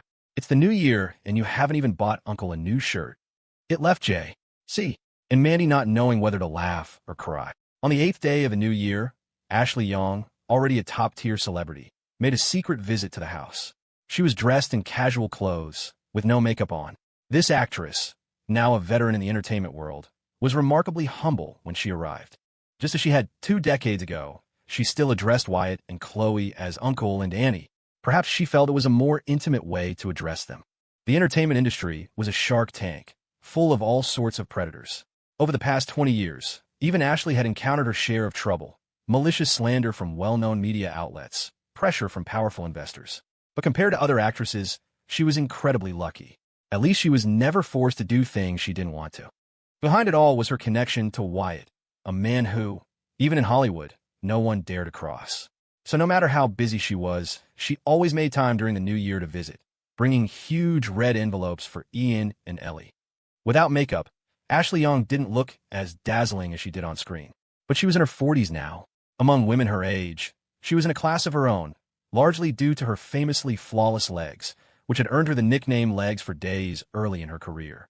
It was said that she spent over $1 million a year on insurance and maintenance for them. Besides her parents, almost no one was allowed to touch them. But as a baby, Ian had once sat on her lap and wet himself. Of course, that was a long time ago. The days after the new year passed quickly. Every morning, visitors came to offer greetings, and Ian would help entertain them. In the afternoons, he would tutor Dylan. Just like that, 10 days flew by. High school started again. Ian woke up early, boiled himself a bowl of dumplings, and while eating, received a call from Julian. Hey, Uncle Julian. First day of school. Need me to drive you? No need. The weather's cleared up. I'll take the scooter. All right. Hanging up, Ian quickly finished his dumplings, slung a single-strap backpack over his shoulder, put on a helmet, and rode his electric scooter to school. The school bell was a generic, loud, obnoxious electronic tone, the same as it had been for decades. Ian arrived at school, parked his scooter, and walked into the classroom just as the final notes of the bell faded. The teacher, accustomed to it, didn't say a word of reproach. Ian was one of the few students at the school with a real shot at being the city's top scorer on the SATs. No teacher would dare to criticize him. There had been several times when the dean of students saw Ian playing basketball during class time and would only ask with concern, is the pressure getting to be too much? That's how school was. The better your grades, the better the treatment you received. Even the school's troublemakers knew not to mess with the top students. Though it was a cruel reality, the ones who usually got bullied were the students with no presence and no friends. Bang, bang, bang. The homeroom teacher tapped the desk. Quiet down. The holidays are over. You have just a few days left until the SATs. I need you all to get your heads in the game and focus on your studies. We've already covered all the new material in every subject. From now on, our main focus is review. You have only one task. Practice problems, practice problems, practice problems. The first class of the new semester, as expected, involve a lecture like this from every homeroom teacher. Ian took out a practice exam and continued to work through it. Ian, I'm out of toothpaste. Let me use yours. Early in the morning, Ellie was banging on his bedroom door. But after several loud knocks, there was no sound from within. She turned the handle and saw the room was empty. As Ellie stood there puzzled, Chloe's voice came from downstairs. Your brother left for school at the crack of dawn. By the time you wake up, he's already finished 2 classes. Ugh, why did school have to start so early? Your brother has his SATs this June. With Ian gone, Ellie suddenly found the house boring. The 2 siblings had been lovingly at each other's throats for years. Though they constantly complained about each other, if one of them was truly gone, there was an empty feeling in their hearts. A few days later, Ellie, Annie, Ryan, and Henry Yu all went to D.C. together. Ellie and Ryan were now college seniors, set to graduate that summer. Annie, a year younger, was a junior, and Henry was a first-year graduate student. When they came out of the airport, they saw the driver Riley had arranged to pick them up. Annie, yeah. Call me if you need anything. I know. See you around. Bye. All right. I'm heading back to campus. Ryan, are you planning on going to grad school? Nah. My dad wants me to join the company directly. He says the stuff you learn in school is already a few years out of date. With technology moving so fast, it's better to learn on the job. Well, good luck with that. Later, man. See ya.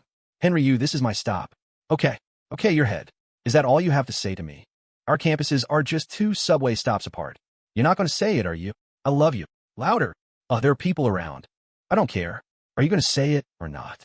Henry leaned in and kissed Ellie on the forehead. Eat well, sleep early, and call me if you need anything. I'm on call 24/7. Ellie pouted, but she got out of the car and headed back to her school, satisfied. The early spring sun was warm and comforting. After receiving a text from his daughter saying she had arrived safely at school, Wyatt was struck by a sudden impulse. Honey, he called out. What? Want to go visit the old campus? Why the sudden urge to go to school? We don't have anything else to do anyway. Wyatt smiled. I heard from Sam that after Corner Organics went out of business, the little shop I used to have changed hands several times. It was a burger joint, then a bubble tea place. Last summer, a new owner took over, and I hear it's a fruit market again. It's not still called Cesse's Fresh Market, is it? No way. If it was, I'd have to go collect royalties. Excuse me, it was named after me. If anyone's collecting, it's me. But you're mine. Whatever. I'm going upstairs to change. That outfit looks great. What? I'm getting older, so I'm not allowed to dress nicely anymore. Of course not. Wyatt smiled. You look beautiful to me no matter what you wear. Don't even try.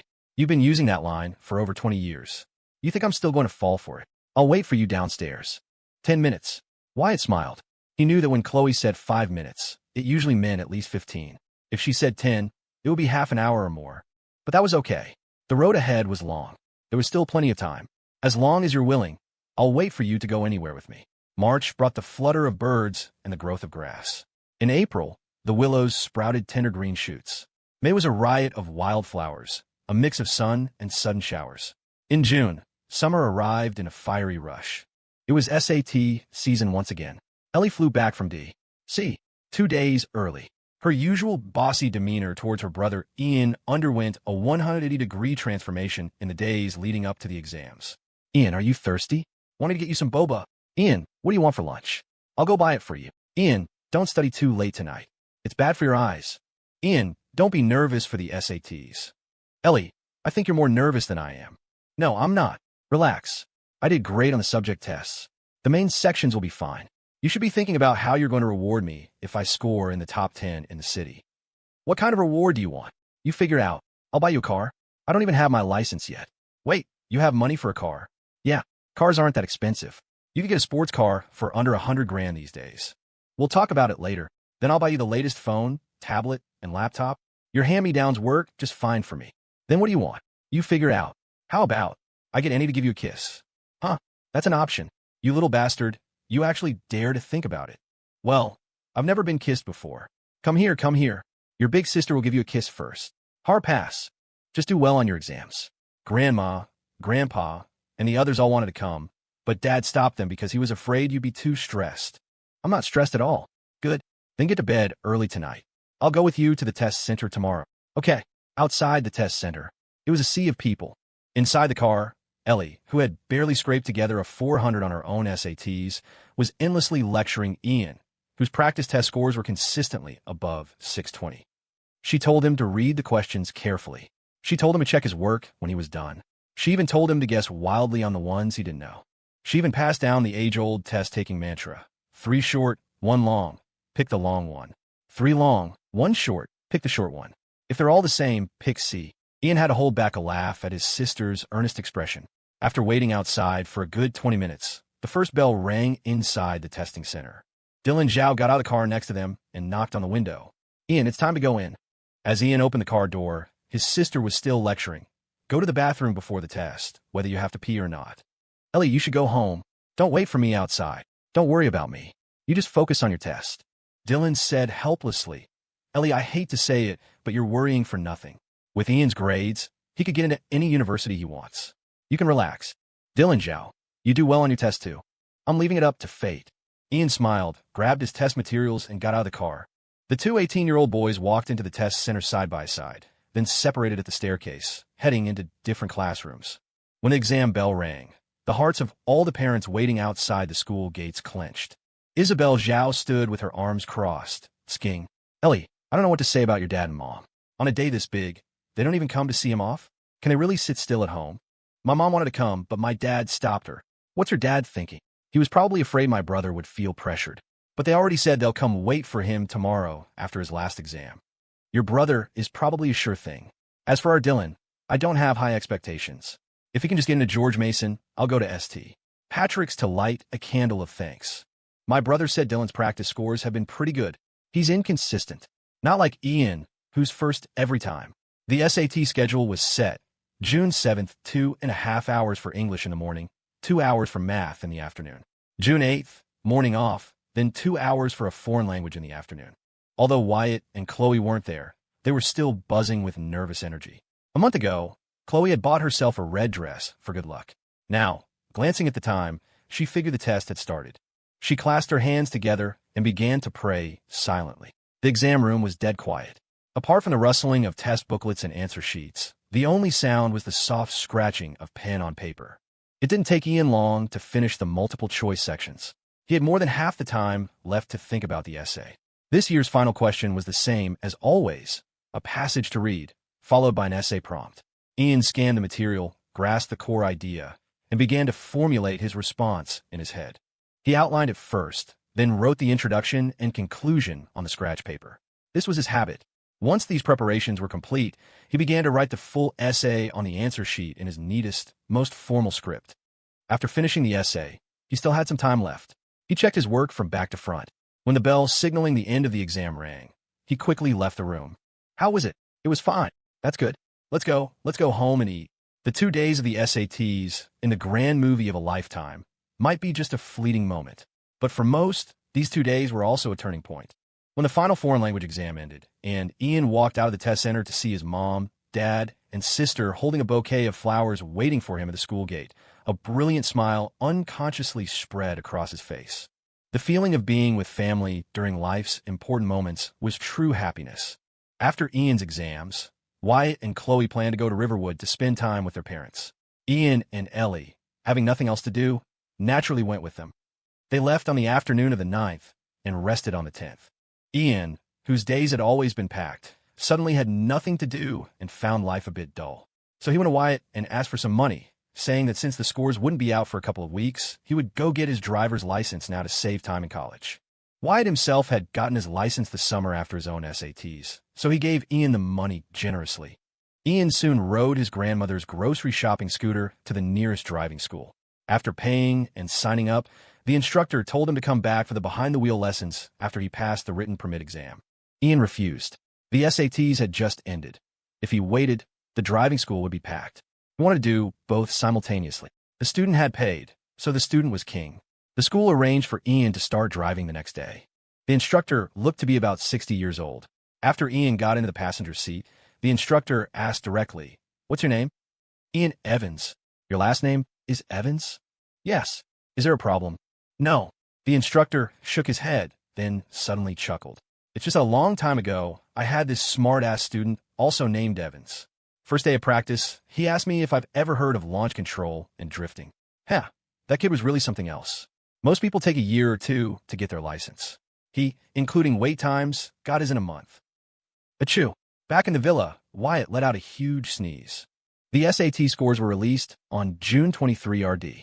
But on June 21st, Ian had already received calls from the admissions offices of both Harvard and Yale. They claimed the scores weren't out yet, but if he confirmed his interest in advance, the university could offer him early admission. It was an old trick used by top-tier universities. In reality, they already knew the scores. It was just an excuse for recruitment. Ian was not foolish enough to agree to their conditions. Receiving calls from these two schools before the 23rd was basically a confirmation that his scores were high enough to get into either one. He told his sister the news first, and like a town crier, she spread the word to all their friends and relatives. 2 days later, the scores were officially out. Ian could see his individual section scores, but not his rank because the total scores of the top 10 students in the city were masked. With acceptances from the country's top universities in hand, Ian had a different idea. Getting into Harvard or Yale was one thing, but he was thinking further ahead. He knew the future of the family business would eventually fall to him, and having a foothold in the nation's capital, where his Aunt Riley already ran a major branch, was a strategic advantage. He wanted to study more than just business. He wanted to understand language and power. So, after some thought, he made his choice. He applied to Georgetown University's renowned School of Foreign Service, planning to major in something that would let him study the art of communication. Speaking was the simplest thing in the world, but it was also the hardest. A single sentence could make someone happy or sad. A single sentence could drive someone to hysterics or make them pledge their undying loyalty. Ian did not outdo his father in getting his driver's license. He didn't get it until the end of July. After all, not everyone had a father with a built-in cheat code. The family stayed in Riverwood for nearly 2 months. In early August, the family of 4 returned to New York. On the evening of their second day back, Ian called out, "Ellie, I'm taking your car out for a bit." "Where are you going?" "To get some dinner." "Why aren't you taking me?" "I'm meeting someone." "Who are you meeting that you can't take me?" "Don't tell me you're secretly meeting Annie behind my back." Ian said, exasperated, "Of course not. It's just some personal business." Ellie was about to argue, but Wyatt suddenly interjected, "Let him go." Only then did Ellie fall silent, handing Ian her car keys. Ian changed into a pair of casual sneakers, a gift from his sister that supposedly cost over $1,000, but his shirt and pants combined didn't cost more than $50. 2 minutes later, Ian was driving to the private kitchen they frequented. He parked outside, walked straight to the largest private room, tugged his collar down slightly, and pushed the door open. Inside the room, a dozen men were already waiting. The youngest was 27, the oldest over 40. Seeing Ian walk in, all 12 men stood up simultaneously and said in unison, "Young Mr. Evans." Ian smiled faintly, looked at the head seat left for him, closed the door, and walked over to sit down. Then he said, "I'm 18 now." Some of the men didn't understand what he meant, but the oldest, Walter, sharply caught the hidden meaning. He immediately corrected himself. "Mr. Evans." After Walter spoke, the others instantly understood. The title, Young Mr. Evans, was now a thing of the past. He no longer wanted the young in front of his name. "Please sit." Ian, while rinsing his own teacup, continued, "I've invited you all to dinner tonight for a simple reason. For everyone to meet and get to know each other. Because after this meal, we're all on the same team. Of course, only a small number of you are here tonight. There are others I didn't invite because they can't show their faces just yet. I need them to remain in the company as my eyes. My father and I are the same kind of people. We value loyalty and relationships. You do one good thing for me, I'll do 10 for you. But what we both hate is betrayal. The people who started with my father 20 years ago, you all know what their positions in the company are now. I can't promise you anything at the moment, but you can keep one thing in mind. When my elders step down, their positions will be reserved for the people I trust most. I know that among you, there are still a few who are playing both sides. Like you, Leo Jean. 11 years ago, it was Conrad Quinn in the second investment division who brought you into the company. You owe him a lot, don't you?" Leo Jean nervously pushed up his glasses, stammering, "Mr. Evans, But you need to understand one thing. You're just an employee. The person who pays your salary is my father. In the future, it will be me. So you need to weigh your options carefully. Do you want to risk the person who provides your livelihood for a little bit of old gratitude? Conrad Quinn is no different from you. He's just an employee. Nothing more. I'll be honest with all of you.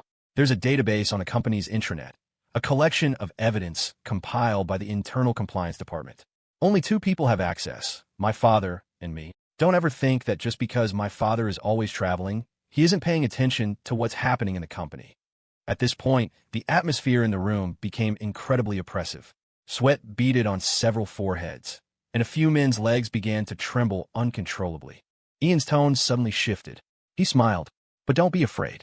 Like I said, after this meal, you're all my people. Come, let me toast you all. The 12 men in the room hurriedly raised their glasses, one by one, rising to clink their glasses with his. Walter, your son just took his SATs this year too, right? Yes. Did he apply to a university in D.C.? Yes, it's very close to yours. That's good. I'll go find him when I have time. Thank you, Mr. Evans. Luke Young, has your sister found a job since graduating? She's still looking. She studied design, right? Yes.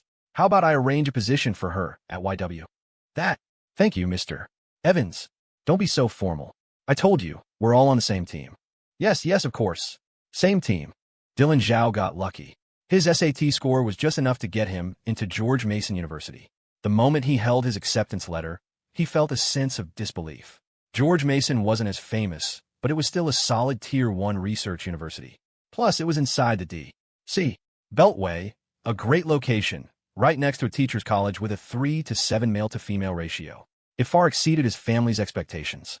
After receiving his letter, Dylan immediately called Ian to share the good news. Ian was genuinely happy for him. For two best friends who had grown up together, going to college in the same area was a wonderful thing. Because of the mandatory freshman orientation camp, Georgetown's move-in dates were from the 19th to the 22nd, while George Mason's were from the 20th to the 23 RD. Ian and Dylan had already agreed to travel together on August 21 SD. Henry Yu was still at Georgetown for his graduate studies, and although his classes didn't start until September 2nd, at Ellie's insistence, he was to act as their big brother guide. A week before they were set to leave, Dylan and Annie came over to see Ian and Ellie again. During the summer, Ellie, when at home and not going out, basically lived in her pajamas.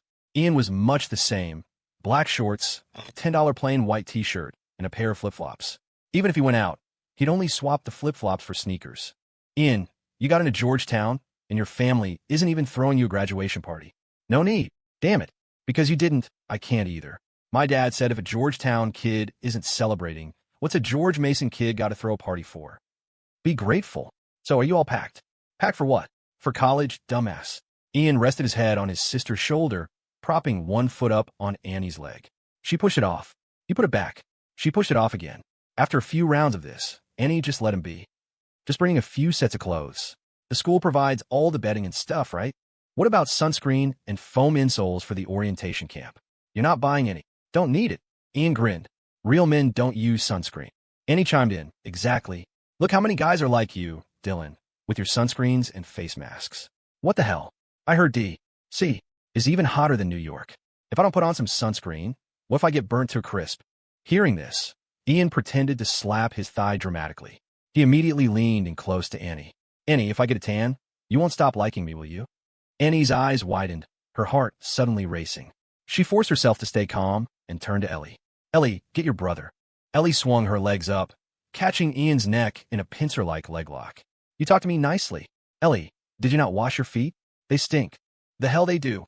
Playful fights between siblings were a common occurrence. Annie and Dylan weren't much better at home. It was a good day when Dylan didn't call Annie a she-devil. Dylan went to the kitchen, grabbed a Coke from the fridge, popped the top, and took a sip. You guys want one? He asked. I'll take one. The girls can't have any today. Ellie snorted. You remember that pretty clearly, huh? Ian grinned. Of course. You're my big sister. Ellie rolled her eyes, not bothering to reply. Ian, are your parents not home either? You didn't know? My dad, your dad, and Uncle Chris and Uncle Leo all went fishing together. No wonder he was gone so early this morning. Dylan, call Leo Lee. I'll message Ethan Jiang. Let's shoot some hoops at your place tonight. Sounds good. On the bank of some river. Wyatt, wearing a sun hat and holding a fishing rod, looked out at the shimmering water and sighed. It's so fast. In the blink of an eye, the little cubs are all off to college.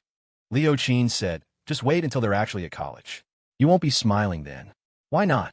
Those two at home fight all day. When they're gone, my wife and I can finally have our second honeymoon. Chris Zhang immediately chimed in. Michael, Leo's not wrong.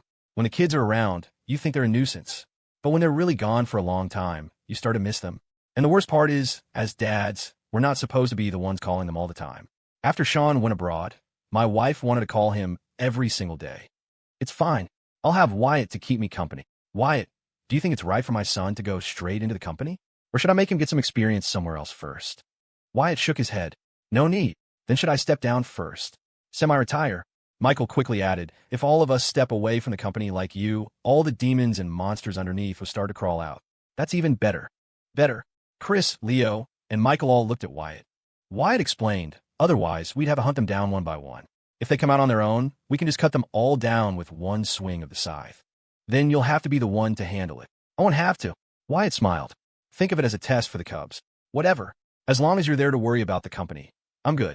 The girls went to the beauty center, right? Yeah. Then we're free this afternoon. Want to grab a drink somewhere tonight? Leo, you really need to drink less. If you get any fatter, it's not going to be good for your health. Wyatt also laughed. You're so big now, doesn't your Sophie mind? You're so big, and she's so thin. If you roll over in bed, you crush her, right? Ha ha ha. Wyatt, you son of a bitch. Isabel, Chloe, Paige, Sophie, and Ashley, after finishing their skincare treatments at the beauty center, didn't go back to find Wyatt and the others. Instead, they took their cars for a spin around town. The clothes in the shop windows were getting trendier. The slang the young girls were using online was getting stranger. It seemed like everything around them was telling them that this world no longer belonged to them, but to the young. This is boring. Want to go sing karaoke? It's not easy to find a KTV these days. I know a place. Is it far? Not far. Come on, I'll drive you. And so, a group of women with an average age of 45 or 46 ended up at KTV. As former music conservatory graduates, their singing skills were still on point. Soon, a melodious voice filled the private room. It was a very old song. The clock on the wall showing scenes through time starts to move in the opposite direction, back to the time and space when I first loved you. The frame freezes on that moment. An Acela train sped through the countryside. Thanks to continuous technological improvements, its top speed had long surpassed the 220 miles per hour of 2 decades ago. Henry and the others had initially planned to fly to D.C. together, but with the start of the school year, plane tickets were hard to come by and the airports were packed. In the end, they settled for the train. The trip to D.C., which used to take at least 4.5 hours, now took just over 3. The seating arrangement on the train hadn't changed. A 3-seat row on one side of the aisle, a 2-seat row on the other. There were exactly 5 of them this time. Henry, Ellie, Ian, Annie, and Dylan. Ryan was supposed to be with them, but he had already graduated before the summer. Ellie had also graduated. She was using the excuse of sending Ian off to college to stay in D.C. with Henry. Her plan was to hang out at her Aunt Riley's office after dropping Ian off. The scenery outside the window blurred as it rushed past. Henry and Ellie sat alone on one side of the aisle. Annie, Ian, and Dylan sat on the other, with Ian forcibly inserting himself between the other two. Ian, do you have any plans for college? Dylan asked. Nope. Ian shook his head. Plans can't keep up with changes. I never make plans. Dylan quickly followed up. Your school must be super competitive, a bunch of geniuses. By the way, what year are you planning to get your driver's license? My license? Yeah, man. You have to get it sooner or later. I hear it's easier to do in college. I already got it. What? Ian said calmly. I went back to Riverwood after the SATs. I was there for 2 months and got my license then. You bastard. Why didn't you tell me? It's not a big deal. Damn it. I guess I should get mine as soon as possible. I'll see how heavy my course load is first year. Ian laughed. What's the rush? You have 4 years of college. Aren't you going to hit on girls your first year? Didn't you tell me the campus queen at the school next to yours was beautiful? We'll see. Annie could finally take no more. If you're going to find a girlfriend, then find a girlfriend. Why do you have to call it hitting on girls? She said indignantly. Ian immediately pledged his loyalty. Annie, don't worry. I only have eyes for you. I'll stay pure for you for all 4 years of college. Dylan looked like he was about to roll his eyes out of his head. Annie just snorted, muttering as if to herself. You think I believe that? I swear on my life. The next second, Ian grabbed Annie's small hand and pressed it to his chest. Hey, what are you doing? How about it? Ian grinned. Can you feel my sincerity? No.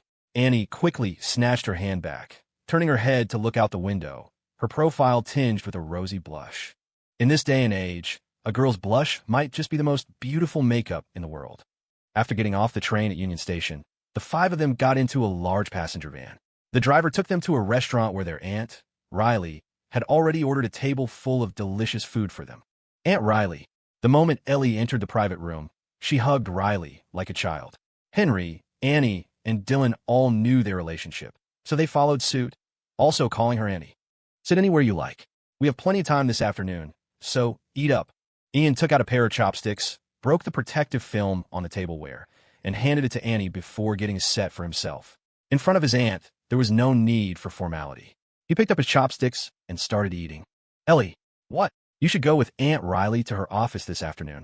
Henry and I can go to the schools ourselves. It'll save you a trip back and forth tonight. Ellie looked at Henry. Seeing him nod, she agreed. Fine, but you have to video call me tonight. Okay, if you forget, you're dead.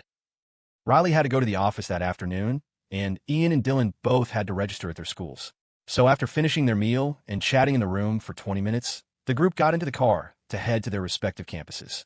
Annie's school, American University, was also in the northwest part of the city, just a short drive from Georgetown, so the driver dropped her off first. Annie gave her brother a few last-minute instructions, then glanced at Ian. Ian understood her meaning instantly. He pushed Dylan back into the car and walked over to Annie. What's up? Something you want to say to me? I didn't call you. All right, stop pretending. If you don't say it, I'm leaving.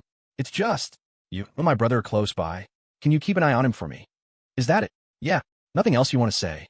Annie shook her head twice, then quickly nodded. Ian smiled, then playfully ruffled Annie's hair. I'll come visit when I have time. After saying this, he turned and got back into the car. Annie blinked, watching the car drive away. When she turned around, her face was beaming like a flower in full bloom. Ian went with Dylan to finish his registration at George Mason before he and Henry headed to Georgetown. After they got out of the car, they walked onto the campus together. This is the Physics and Engineering School, and over here is the Law School, the School of Environmental Science, and the School of Foreign Service is next to the Business School. I've seen the map. I remember all this. Henry smiled. Well, you've saved me some trouble. The registration process is in the acceptance letter. Henry, you should go to your own thing. I can handle this myself.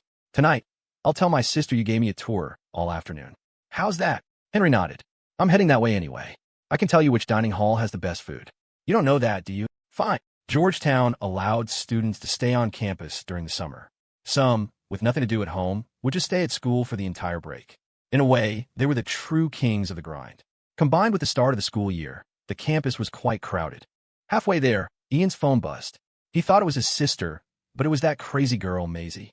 He didn't even bother to open the message, just shoved his phone back in his pocket.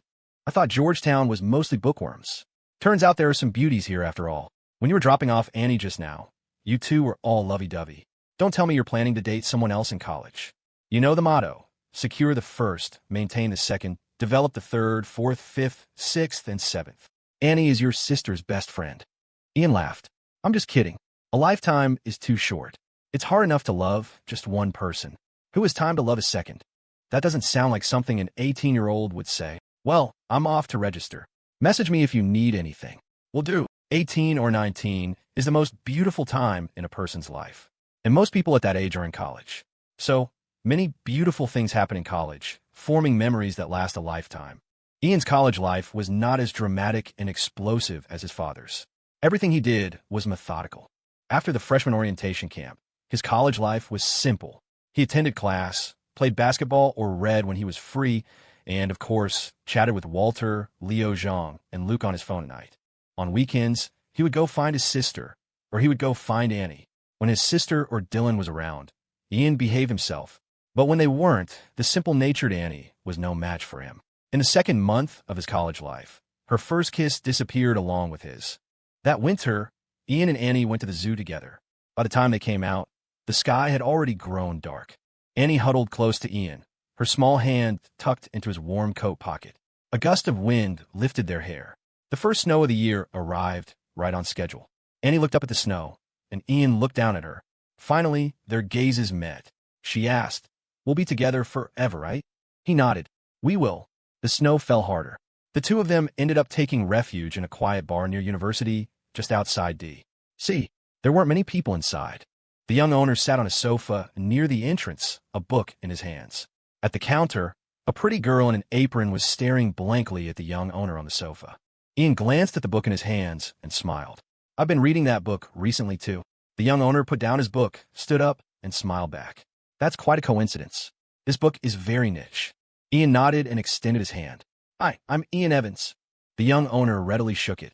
"Hi, I'm Leo Shaw." The end.